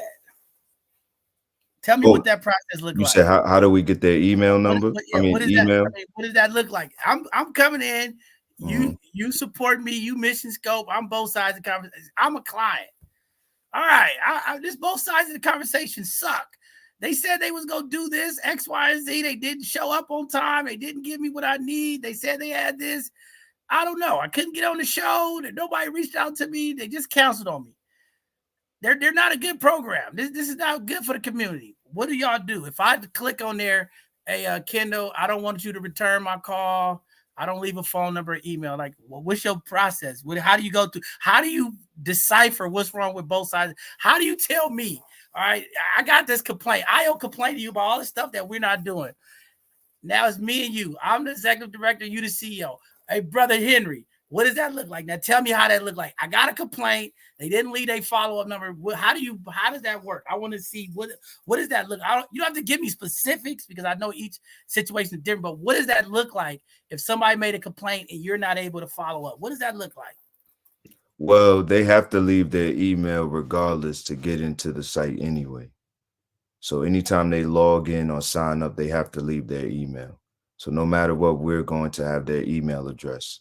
Right. So I sent this nasty email about both sides of the conversation. Their executive director, they canceled the show on me. They didn't tell me, I didn't get whatever. You got my email address. You send it to me. I don't respond.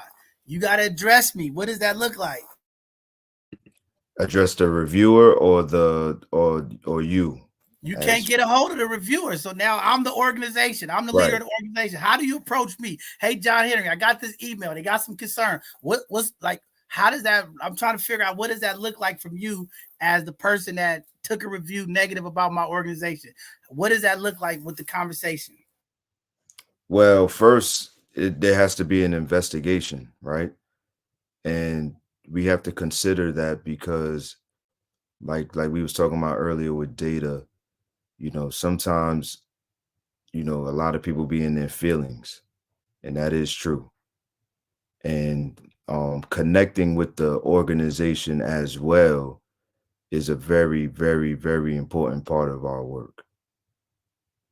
So say like the person is kind of lying or is not telling the truth about the situation, and then, as we contact you and get your side of the story to understand what is really going on, then we will have a proper understanding. So does that answer your question? Or so there's an investigation, and you call me, yo, Bishop, the lady said you canceled the show on her. Why you canceled the show? Hey, I was out in an emergency. IO Mark couldn't show up. A lady pissed off. She had an important presentation she wanted to deliver to the community. Like, I'm trying to figure out, because you investigate what the complaint is. I get that part. Everything is an investigation. What happened? Now, what does that look like on y'all end? Do you have somebody who tests what these people are saying to see if it's a common pattern? Or is it, you get what I'm saying? Because that's what I'm trying to see. If somebody say he canceled the show, do you like, okay, let's see. Did they cancel anybody else show? Was it specifically to this one person? Is it, you know what I mean? Like, how does that, so that's what I'm trying to figure out. What does that look like? So we'll look at, so your organization will have its own account, right? And we'll be able to fetch all the reviews that was put in on your organization to see if that cycle is true. So if she's the only one saying that, but other people, we don't see that cycle happening, then there had to be something that happened suddenly. Maybe I had to shut down. There has to be something that happened, because that is not a normal thing for y'all, right? Due to the other reviews that is put in on your organization. So yes, the data has to be filtered first and observed before, before any determination will be put out there. So that means when they do write the review, there is a process before y'all actually post a review, before the public gets the review. Okay. Yes, it had. Yeah, we the public organization funded, because also, what if they just start cursing and all, with effing this and that, or dropping names of people and things like that? That's something we can't just put out there. If Well, that makes sense. I think it does, brother. As you can tell, as an organization who's on the front lines, who sees the good and the bad, I think we're a little sensitive to some of the stuff that kind of goes on. But just in your experience, since you start doing this, are there any examples that you could say have been model that you would point, or if you were kind of giving guidance to, is there a blueprint that you would give to an organization that is doing a good job, or how a nonprofit could be structured to do an effective job and get a good grade? So we're also going to present like a top 5 to 10 organizations in certain fields, right? So it's like, these are the top 10 in housing for New York City, or these are the top 10 in employment and things like that. And so, like I said earlier, we also want to be a guide for the reviewers of where they need to go, right? But for the organizations who didn't make it or didn't get the grade, a great grade, those are the organizations we want to work with the most at that time, right? Because we want to help them. We don't just want to sit back and just, okay. No, we want to go up there and help them, and maybe, assist them with, if we can help them with some funding, then we'll give it to them if they need it. Or if we can help them with getting to the right people or getting to the right grants and things like that, that's something we want to help with as well. So if that answers your question. I think that's pretty dope. I like that. You have a solution base, so not just the reviews, but a solution. I think that's very important and impactful, right? Because if you are getting the reviews and you're seeing some of the struggles that an organization might have, I think that's cool that you guys are finding some kind of way to bring some kind of technical assistant, capacity building, whether it's through funding or grant opportunities, or just connecting them with the right folks. Maybe they're understaffed, or maybe they don't have the right personnel to handle some of those issues. I think that's pretty powerful. I think that's what we really have to build. I mean, doing this nonprofit work, man, it's so hard. Everybody want to just do it and say, oh, I got a nonprofit. I tell them it's a lot of work, right? It's a lot of tireless, thankless nights. It's a struggle to find, especially when you want to keep your organization to represent the community you serve. And this is why I'm saying the apprentice model is so important, because I'm in this industry. I'm in this industrial complex of nonprofits, and it's terrible to see the lack of qualifications that Black folks have, brown folks have, when it comes to the skill sets that's needed to run a nonprofit. And that's no knock to people. It's not to put down our people. When you say things, people get upset. And when you all are talking about the technical skills, when you're talking about the skills that are needed in a nonprofit, we don't have it. And I keep saying, why don't we create our own model to help build our communities? If nonprofits are here to break up the social gaps, to help the impacted, why are we not creating a model to train and build the next community leaders that can impact organizations? Every organization is struggling with finance. We got a big budget economic crisis across this country, right? How do we create models where we're not working in silos? How do we create models where we, hey, you know what? There's budget crisis, but let's create something where we could unify the community organizations through a hub where we all could benefit and thrive to really be impactful in our community, right? How do we teach the next generation of kids to write, grants? I get it. Everybody want to go to AI. They write great. They doing everything right. But we still have to teach the young people how to use that. And this is why I'm big on the future, people get mad at me all the time. John, you got to know your history. I get it. I understand it. All I'm going to say is this. I'm 44 years old. For 44 years, all I learned about history, and it ain't did nothing for me. I do need to know my history and understand where I came from, but I need to know tomorrow. I need to know this AI. I need to know about automation. I need to know about robotics, because this is the wave of the future. What's keep happening to black folks is we get left behind because we still talking about what happened 100 years ago. So by the time we figure out what happened 100 years ago, everybody know now what happened. Okay, we all there now. It's 2024. Now we're 20 years behind all of this technology. Now we streaming and crying about, oh, AI took all the jobs. Oh, automation is driving the cars. Because we're not advancing. So it's important in our community to have the historic values and have the historic researchers. But how do we move our community forward? I'm telling you, I'm tired of watching black folks get left behind. Because all this AI was created by people who created barriers. Why are you thinking so many issues with AI? Oh, it can't identify who's black and white. Because the people who created, they set it up.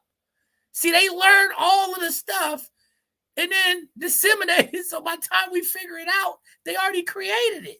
We have to create our new wave. We have to get in there and make our automation, our innovations that works for our community.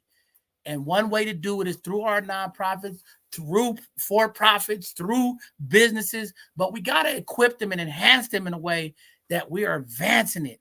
This is why I'm telling these teachers, we got to this is why I say we have to dismantle systems if we really want change. Because the educational system is so racist. The curriculum is racist. It's not teaching our kids how to advance now. We're paying all this money to put our kids in private school thinking they're getting a better opportunity, and they're not. Because it's systemically set up for us to lose. We as community have to create these models so that our young people get the realistic, livable opportunity that's going to advance them. This is why education is boring. This is why in California, these high school kids are dropping out.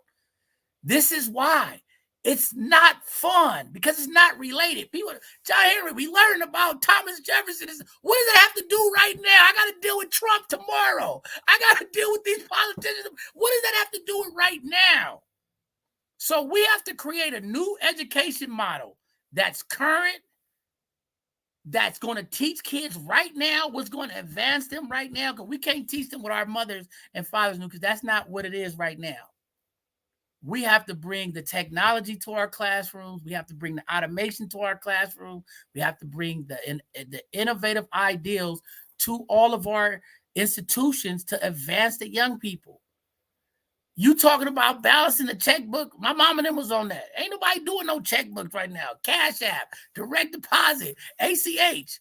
You get what I'm saying? So how can I go to school and teach a kid how to balance a checkbook? Now the computer does it all, Mom. I don't need to learn that. I need to learn how to make sure that the numbers work in the computer right. So this is where we have to go as a community, because the community is disengaged. I'm just telling you. And the only way we change it in this country is, especially here in California and New York, we're too innovative. That's why I get frustrated with these people. They always talk about what we can't do. We can't do this. Why do you think everybody look at San Francisco and California for all of the... We are innovative. Why can't we do it? We got too many people that's leading that's afraid of the unknown, afraid of the change. See, this is why I be telling people, that's why this political season, get involved. Do your civic duty. Pay attention, community. Because these people want to keep playing you and keep you in this box of 30, 40, 50 years ago. No, I need my people in the box of investments, financial literacy, automation. I need the advancement of my people to be sustainable for 2053, because there's a rumor going out. It ain't a rumor. The numbers are not looking promising for Black and brown communities. When we talk about financial literacy, financial sustainability, economic sustainability, food sustainability, mental and physical sustainability, it's not looking good, Black people. So keep marching around talking about what happened 100 years ago. Keep trying to figure out what happened and not figuring out what's going on today. And watching 2053 where we gonna be at as a community. All right? I need my people to wake up and get advanced. I need the people in the community that have the knowledge. This is why I get frustrated with these sororities and these fraternities. And it was great. We had a great HBCU event this past weekend in San Francisco. But I'm going to tell you what I'm tired of, Kendall. I'm tired of all these sororities and fraternities and all these educated folks who climb the education and corporate ladders with their head up high, not giving back to the community. Because all they want to do is walk around, talk about their doctorate degrees, talk about what sorority they in. And I got hundreds of thousands of people that could be using that knowledge that you have to advance our community, and they're not buying in. So are they the plants? Why they're not giving back? I don't know. We got a problem in our community. We got to address it. But I know it's getting late, brother. I know you're on the East Coast. I see you over there squinting. He's thinking. He's like, oh, man, I got his both sides. The bishop went nuts. I see. It was a reason why I got on late today. But I'm glad you're doing what you're doing. I think anytime you have reviews, it leads to accountability, you know. And we also have to remember in our community that accountability is not always punitive, right? Sometimes accountability is to be able to be better. Right. And I like how you put that as a resolution too. Right. I don't want to just shoot you down. I want to figure out how to build you up. And I think that approach that you got, that model is going to continue to push forward and work for you. And I hope what you're doing move around the country, because we do need accountability. Right. But accountability comes with awareness and understanding. And it comes in the place of humility and compassion too. Right. You give people opportunity. I'm sorry. Some of these people I'm frustrated with and I fuss out. Okay, because I see them doing it over and over and over and over again. Okay, it's not no one-time deal. It's like, come on, man, stop it. Everywhere you go, you spewing hate. Everywhere you go, you spewing divisiveness. Come on, man. Enough's enough. But we need accountability. I think the reviews is a great way to put people on their call and notice, put people on their feet, and really look at ways to reach out for help and uplift and support. So I'm glad your organization is also doing that, because too many times places like Yelp and other folks, you know, you just get all of the bad stuff, nothing to help me out, right? If I go to the place and I say, you know, I hear people, we go to Black business, oh, John Henry, you always supporting Black people. Let me tell you why I don't support Black business. The service suck. They don't never. And I said, when have you went in there and said, hey, man, you know, I know it's taking you a long time to get to my table. What is it that you need? I got a niece or a nephew that's in high school. They don't have a job. Or maybe I got somebody that don't have. Can I get them to come in to help you so your service is better? Or maybe let me pay full price and not ask for a discount. You know what I'm saying? Maybe let me put a ad out there to help you get, you know, some support. So I'm really impressed with that model that you all put together there at Mission Scope about the support, because I think you know, we lose that aspect of when we're talking about helping, right? Fixing, right? And then, like I said, it goes back to policy, right? How do we create policy that's realistic for nonprofits and for entities to win truly, right? Like, how do we create that so they actually win? If we really want to change the narrative, if we really want to make impact in our community, like, how do we really create policy that's set up for us to win? Not set up to like set us up, right? Because that's what's happening. A lot of things are set up to be set up, right? I'm going to say you go serve 100 people, but I know it's 300 people that need service. Come on, y'all been doing the data for hundreds of years. See, that's why I be talking about this data. They already done canvassed our community. They already got all of the numbers. Now they gonna create this RFQ and this RFP for nonprofits to go fight after, and they already know they don't even have enough to even do the services. You see what I'm saying? So you've already lost before you even started. Because I know there's 300 people who need those services, but I'm giving you a grant to serve 100 people. That's 200 people that's mad in your community. Because they seen 100 people walk around like, oh, this was an amazing program. Oh, I got this. Well, what about me? Now I'm coming to Mission Scope. Yeah, man, you know, they only served 100 people. Maybe they only know those people. You see what I'm saying? Now the rumor mill started. Why did those 100 people get service and I didn't? Oh, they know them, right? So now we creating this divine that's just like, you know, crazy. But it's a system thing, and I can speak on it all night. But the system is set up to divide us, okay? We got different counties, different districts. Some districts got more funding and support than other districts. Why can't we serve those folks? You see what I'm saying? The model needs to change. You could be on one side of town. You might have food. They good over there. You got all of this food. They not bringing it to the other side of town because, oh, in my grant, it says I only can serve people that live in this zip code. Or I have to live in this borough. Or I have to live in this district. You see what I'm saying? How the system creates the issue. And if we don't get our politicians and our city folks to look at like what's going on, every year there's backpack giveaways. Some parts of our city got more backpacks than others. Oh, well, I can't give y'all no backpack because technically the way my grant is rolled up, I only can give it to these people that live in this zip code. Now we're creating a whole imbalanced structure because of policy when we should be supporting unity. But remember, the leaders take away the unity. The policy takes away the unity. How can I ask for unity when everything is designed to remove unity? Kendall, if you got an extra $50 and I'm over here and I'm like, I need that 50. Hey, John, I can't give it because you live in the Bronx and I'm in the Bronx. I'm over here. Wait a second. You got $50. I need it. Hey, I'm sorry, brother. I can't give it to you because you're not in the Bronx with me. You see what I'm saying? It's a mess. But that's where we have to fix it. And I'm glad Alicia Garza came out and talked about that. You know, we can't show up at public comment or at the end of everything to say we need stuff done. And this is why I get on Black folks in our community. We have to stop being so reactive. All we do is react. They push an agenda, something happens, we react. We are not at the table. We have to get involved on the intentional side, on the preventive side, on the start side. That's where the work starts.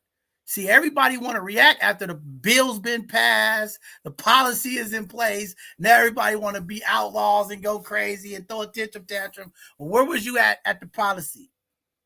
We got a school board meeting going on right now. Nobody's at the school board meeting. But as soon as they say we're taking Black education, Black History Month out of the school, you know what's going to happen next month? Everybody go run down there. Oh, y'all taking out the Black History. Oh, well, where was y'all at the meeting tonight? Where was y'all at 3 weeks ago when they was talking about doing this? See what I'm saying?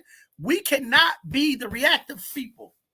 My Black people, my brown people out there, one request that I have in 2024, let's not be the reactive community anymore. In 2024, let's not be the reactive community anymore. Let's get involved. Let's be intentional.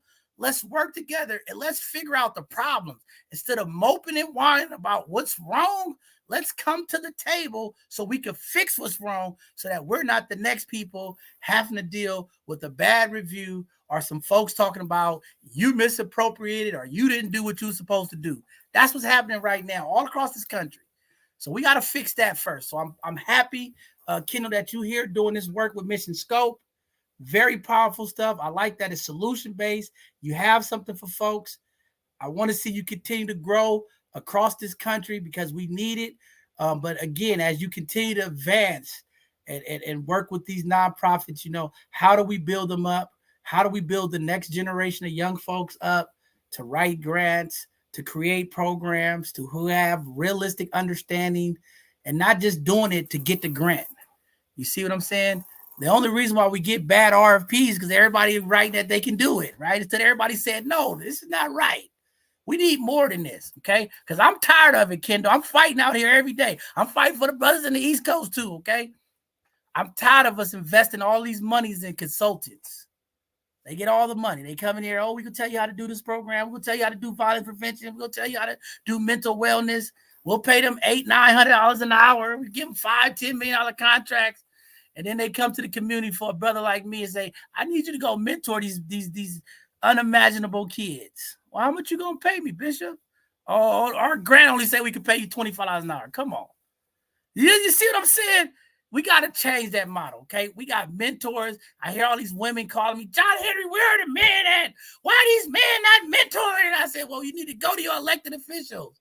We need to beat on their doors. Because Black men in this country, they got to work with the most high-risk youth, the most dangerous youth in the most dangerous communities, the most mental health issues. How much you going to pay the brother? Oh, $25 an hour? No, it's not going to work. Okay? We got to come to the table, community. We got to have a conversation. We got to change the narrative. We got to change the way businesses is moving. We got to be realistic. You're asking a person, whether it's a black man, black woman, brown woman, to go work with the most vulnerable community, but only make $25 an hour.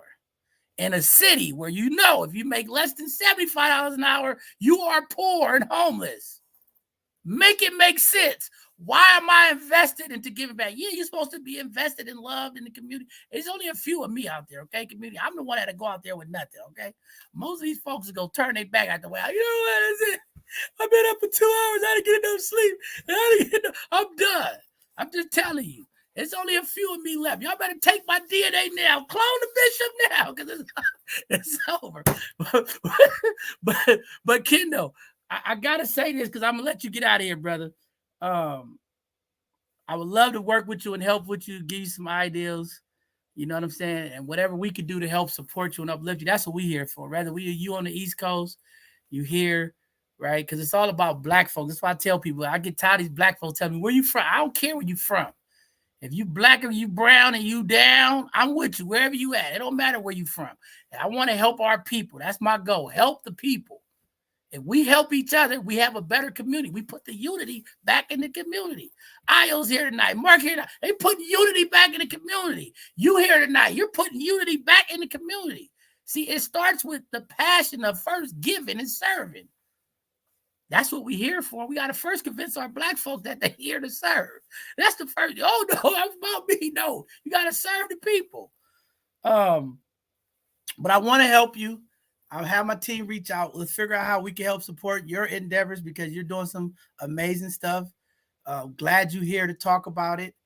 And I want to make sure that it makes sense so that we continue to elevate the nonprofits, especially black and brown led, so that we can advance because we know when these systems work right, when these nonprofits work right, the amount of joy you see on people's faces, the amount of thank you, Jesus, is that we hear. Sometimes when these systems work right, saves families, saves children, gives hope, brings joy, build the next generation of young people who want to give back. You see what I'm saying? Because I only want to do something that I know benefited me. I only mentor young people in juvenile hall because I was that youth in juvenile hall. And I knew there was a point in my life where I wasn't thinking right. But I had a Corey Monroe. I had a Jack Jacker. I had a Mark Redwood. You see what I'm saying? And when I said, wow, these brothers poured into me and they didn't ask nothing. And they gave me everything that they could give me because the institution, the nonprofit, the institutions that they were a part of was able to support me. So I want to give back. You see what I'm saying? Now that's a different experience. Hey, I went through a dark place in my life where my mental health wasn't right. So I want to be an organization that provides. You see what I'm saying? Now you are inspiring the next generation of young people. Because when they get up, they fired up. I didn't have nothing. I didn't finish high school, but this program, because it was an apprenticeship model, I was able to go to school, finish my high school, and earn a living. It worked. It helped me. I wouldn't have been able to get there without it. Whoa, you put unity back in the community. You just inspired another individual that's, I got to give back. You see what I'm saying? The thankless things that we have to do is very simple, but it's very strategic. And this is why I tell people, when the nonprofits wins, when we all intentional, when the businesses are intentional, we all win. But the minute we don't, look what we paying for. Look at our people. Look at the violence. Look at the crime. When systems fail us, this is the result in the community, what we get. Scary stuff, but it's real.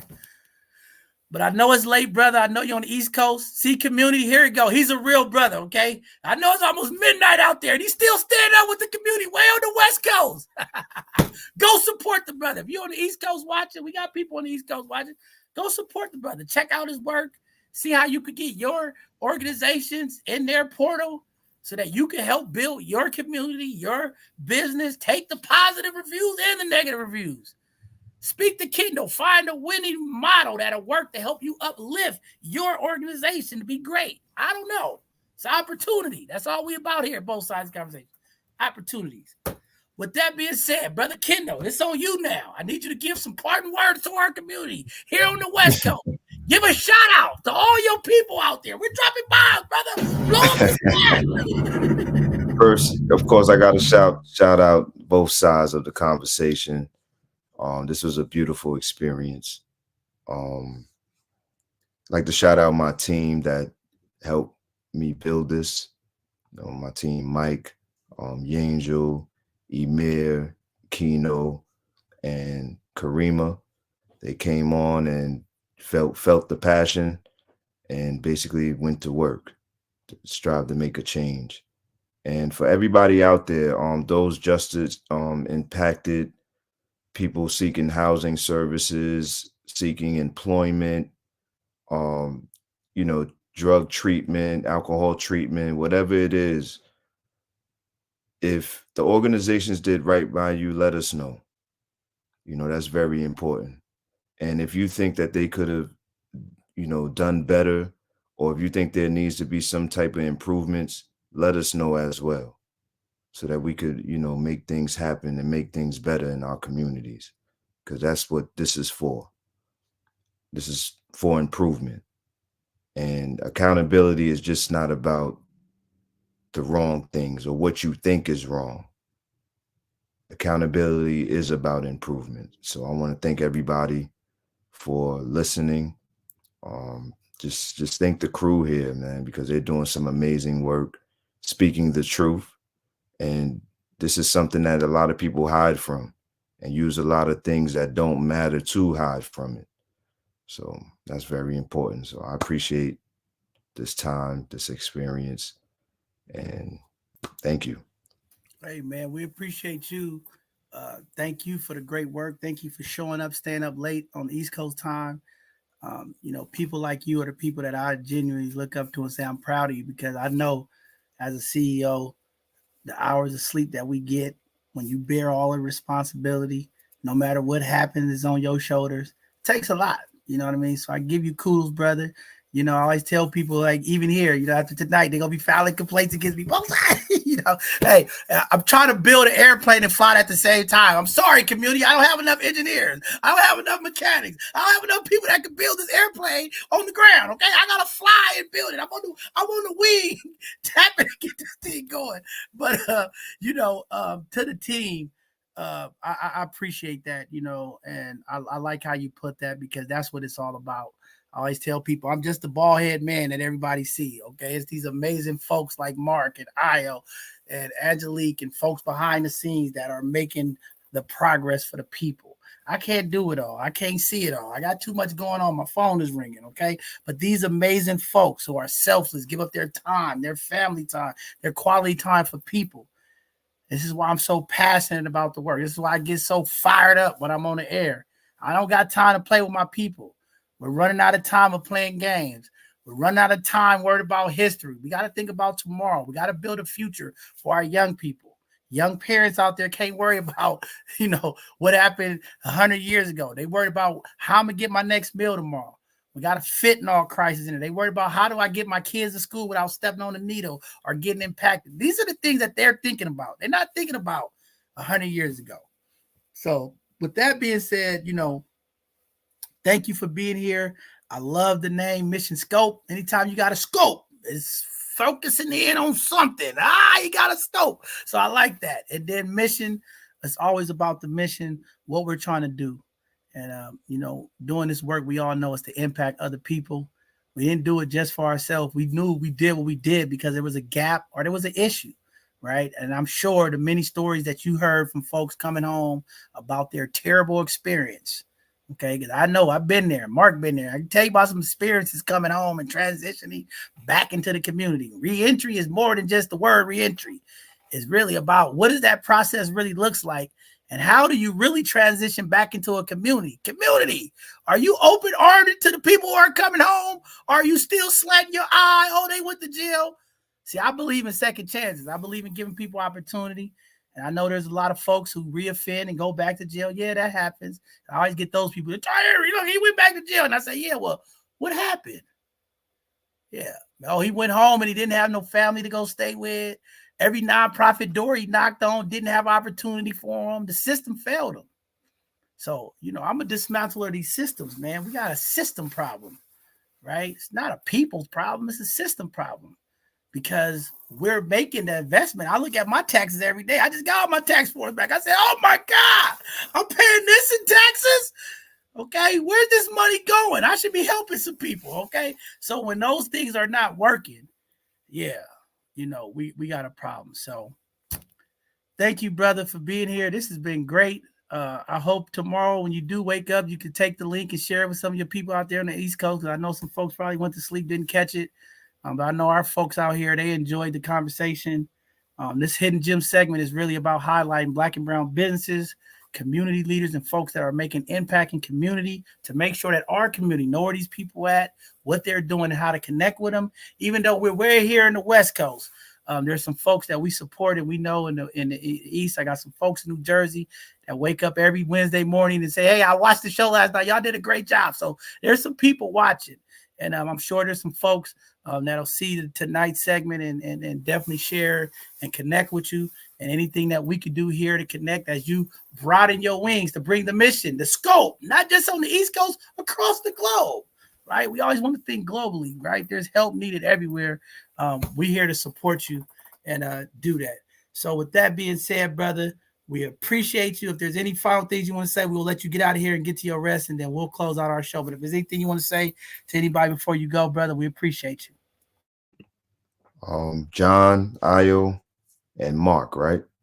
Am I correct? Yes, I'm going to make sure because I'm not well with names. But, thank you to the rest of the staff because, like you said, it's those behind the scenes that do some of the most important work to make things possible. So I just want to thank y'all and appreciate it. And Man, shout out to Patrick Mahomes and the Kansas City Chiefs. He just blew up the spot. Shout it out. I didn't tell you that you San Francisco 49. You gonna come here? I blew up the spot twice. Good night now, sir. He's tired. I say, look, man, look. Ayo He's started delirious. You're a little delirious over there. I ain't delirious. You talking about Patrick Mahomes now? He's Mr. Magic. Hey, Gotta watch out, brother. man. Hey, listen, it's gonna be a good Super Bowl. I'm glad you brought that up. It's definitely gonna be a great Super Bowl, win or lose. Our city is excited. The fans are fired up, and may the best team win. But I'm glad you did that. That's cool. See, he's a real down to earth brother. See, he can walk out here. Before I go, Bishop, watch out for them Chiefs. All right, y'all. I gotta deal with these youth at a detention center tomorrow. Okay. So I gotta talk to them and all of that and help them out. Try to all right. them Well, you just make sure when you go in there and see them, say, "Today, fellas, we're gonna have a party day." All right, y'all. All right, brother. Have a good evening. Salute, have King. a good night. Thank you. All right. With that being said, all right, community. It's been late. I'm in pain. I was just rear-ended. I just been going through some stuff, but I'm here tonight with my team. Talking about community engagement tonight. Community, we gotta do a better job. It's just things that I'm seeing. I'm just like, what are we doing? We got to get better. More conversations needed. More uplifting need to be happening. More love. More validation. I think sometimes folks need that love and validation to stay committed, to stay motivated. We're going to give some love. We got our award ceremony coming out. We're going to bless some people in the community. We got our essay coming up. Y'all go see the young people. Y'all want to hear some young, phenomenal essay writers? 1 week before our award ceremony, we got the young folks who we found to be the winners will come on and read their poems to the community so y'all can see why they won the $500 for our essay contest. We have our bowling event. All you big time bowlers. Yeah, come on out. I'll show y'all some tricks. I don't know. We'll show y'all some tricks. But with that being said, Brother Mark, before we get out of here, talk to the people, brother. Man, Bishop, I tell you, one of the things that I've been very intentional about this year is making sure, particularly with my brothers, that I have an opportunity to celebrate and acknowledge them when we have an opportunity. Brother Walker, man, on the front line, is really one of those people, like you say, he's salt of the earth. He means business, and he's actually doing something. He has solutions to problems. So to see another brother out here doing that, man, again, just want to salute him. Community, again, nobody is coming to save us, so we have to be our own saviors. We have to come up with our own solutions. And as valuable as opportunities are to get funding through nonprofit organizations and opportunities, we should always be looking to own our resources and our opportunities so that we can be self-determining. Again, we'll work with whatever ally or system we can, but understand we're gonna have to save ourselves. Well, the lovely Io is here. She's looking at me like, Bishop, shut up and get me off the air. Okay, community, Io's gonna be gone for a couple of weeks. Y'all gonna miss Io. Don't be calling me talking about what happened to Io. Io leaving. Io said, the heck with the community. The heck with everybody. I had enough. I'm coming out just Don't you put that on me, John. Don't you do that. Don't you do that. I'm just missing, I was just on vacation to make sure I logged in. Don't you do that, okay? I'm just giving you a hard time. I believe in putting the unity back in community. You're not gonna do me like that, okay? I'm just giving you a hard time. But yeah, the next couple of weeks it'll be being marked. Io's gonna be out taking care of business, putting unity back in the community. I'm sorry I came on tonight. I was a little frustrated tonight. I wasn't gonna get on. My back was hurt, my wrist was hurt, everything was hurt tonight. I said, you know what? I gotta let the people know. We gotta keep fighting. We gotta keep going. But Sister Io, the queen of the platform, give the people what they need to hear before we leave tonight. A lot of information given tonight, but it is repeated information, as we've said numerous times here. Our city in specifics is under a lot of scrutiny when it comes to the nonprofit organizations. We start out with a common goal and we allow the greed to take over. We lose sight of what we start these organizations for. My hat off to you, John Henry, because you are a leader who exemplifies what it is you expect of others. So how you lead and the model that you set, the tone that you set for us here at this organization helps us all to work together collectively for the common goal and not lose sight of that. We are one of the least funded organizations, but regardless of that, we're still out there. We still believe in putting the unity back in community, whether it is our community that we grew up in, D10, whether it is D11, whether we're in the Fillmore, whomever it is, and whichever organization it is here in San Francisco Bay Area, we are out there, boots to the ground, making sure we are collectively building community. It's not about the neighborhood you grew up in. It's about rebuilding our community as a culture, as an ethnicity, and bridging those gaps for our children. We have to be the change that we expect. This organization, mission scope, it can be big.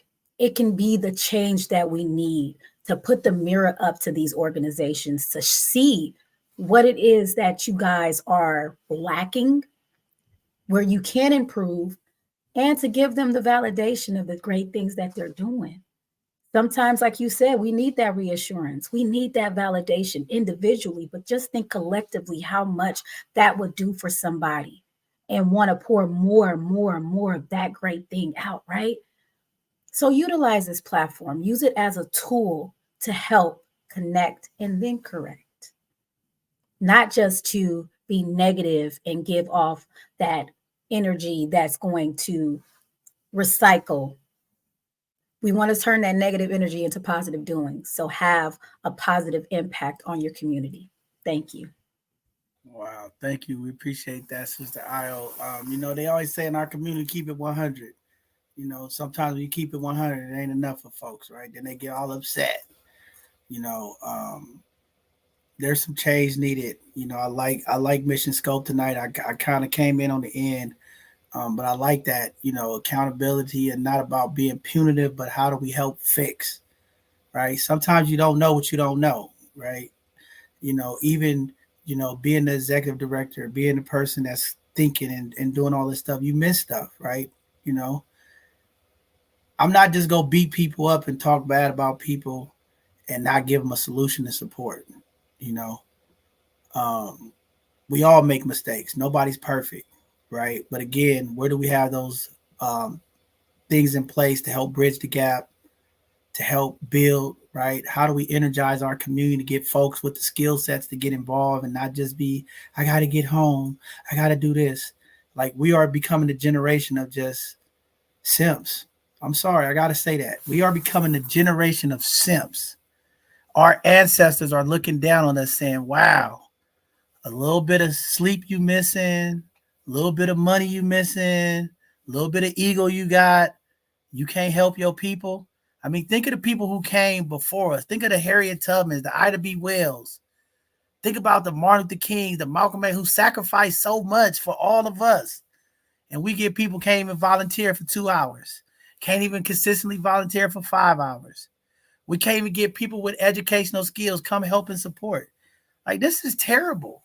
Our ancestors are looking down saying, wow, this is not what I died for. This is not what I marched for. Black community, brown community. Let's look at each other and figure out how we uplift each other. I don't care about your degree. I don't care about your sorority or your fraternity. I don't care about the social club you in. I don't care about the 45,000 or million followers you have. How are you giving back the impact community is the real question that I want to know. And every time I say that, people get mad. You have a problem with people with education and cabinet corporate, and you always say that, John Henry. No, I'm just saying. And these are the people that they just, I don't know. They just miss it in action. I don't know. Everybody's stepping and dancing and partying, but when the people need the people, they're nowhere to be found. I don't know. All I can say is check your vows. Think about the things that you pledged to when you got into your sorority. Give back, help people. The things that you're supposed to do. Stop looking down on people and uplift people. Find a way to help. Reciprocity, community. Let's put it back into our community. With that being said, I think I've said enough. I'm going to give y'all a quick benediction to get out of here. My voice is going away. It's Super Bowl Sunday. The Niners are in it. I don't know. Hey, no show this Sunday. I know this past Sunday, we apologize to all of the great ladies out there who reached out to me. We didn't have a show on Sunday, okay? Maybe it was God saying, we're not having a show this week, okay? The storm knocked out everybody's power. We didn't talk about gender roles. We'll roll it back after a couple of weeks. We'll get these conversations out. A lot of people were looking forward to those conversations, but a lot of people didn't sign up. So I'm saying, why you want to hear the conversation and you didn't want to be a part of the conversation? I don't know. Maybe after this week, I'm pushing a few people off. They'll come on and talk about gender roles, something like that. I don't know. But with that being said, let's get the benediction, get out of here so everybody go home tonight. Good night now, community. That's it. It's over. All right. Tonight, you witness a man on a mission, the mission scope, a place where community, folks who are required, are looking for assistance, has a place to really be authentic and tell the truth. I don't know. A place where you could go give your true opinion about the services you're supposed to receive. Mission Scope is that organization that is providing a way for the voices, just like we do here at both sides of the conversation, lifting the voices of the people. We hear you. We're going to uplift it. When there's concern, we're going to uplift it. I love what Mission Scope is doing. Tonight, we have an opportunity to make the wrongs right. Tonight, we have an opportunity to put unity back into the community. Tonight, we have an opportunity to reevaluate the things that we are doing. We could take a self-evaluation. We could take an outer evaluation. We could do a number of things, but it's all up to you. Are you open? Before you can change, your mind must be open. Your heart must be open. You must lead and serve with humility, compassion. You must have mercy and grace. I don't know. It takes all of it. Patience to get through this work. There is a number of things that we need to achieve as a community. We must come together. We must put the unity back in the community. We must organize and mobilize. We must go and confront the policyholders and recreate and dismantle the system that is against us. We must dismantle the policies that don't help us grow. We must dismantle the very things that put us in the predicament from the start. We must do our own data. We must do our own evaluation. We must look around and see how we can lead, how we can serve better, but we have to be open. It all starts with openness. I don't know where you at in your openness. I know a lot of us are afraid of the unknown. I know a lot of us are scared to take that step, that leap of faith, to be bold and be courageous, to speak up for those who can't speak. Somebody has to do it. I can't be the only voice. We can't. We need the community's voice. You have to get excited. You have to get engaged, not enraged, engaged in the conversation. There's an opportunity for us all to build community. We must pivot ourselves and focus on the future. We must not forget the past, but we must focus on the future. We must put an intentional plan together so that we can preserve and sustain throughout these days that are coming ahead. We are in some dark times, community. Yeah, the money is getting tight. The jobs is going away. The food is becoming shorter. The level of opportunity and success is going away. There's some hard cuts that are going to happen. There are some decisions that are going to be made. If we don't come together as community and intentionally plan and intentionally develop and grow each other so that we can be a better community, if we don't work together to build each other so that we can have a sustainable community, we will be wiped out. We will be taken advantage of. We will be behind these walls. We will take more losses. It is up to all of us. Grab your youth. Have a conversation. Where are you going? I need my youth to know where they're going. I can't no longer talk to 11, 12, 14, 15-year-old and they don't know where they want to be community. We have to stop this. We have to train the mind of the young folks to start thinking about the future. What are you good at? We must, as adults and parents and grandparents and gatekeepers, did I say gatekeeper? Yeah, the gatekeeper. We have to look at and find out, how do we open up opportunity for our youth, for our community? How do we advance our elders? Our elders need us more now than ever. Isn't it scary? Where's my elders at out there? Are you nervous that the young people who are coming under you are not equipped with the tools to advance you, to help you, to place you in a better place?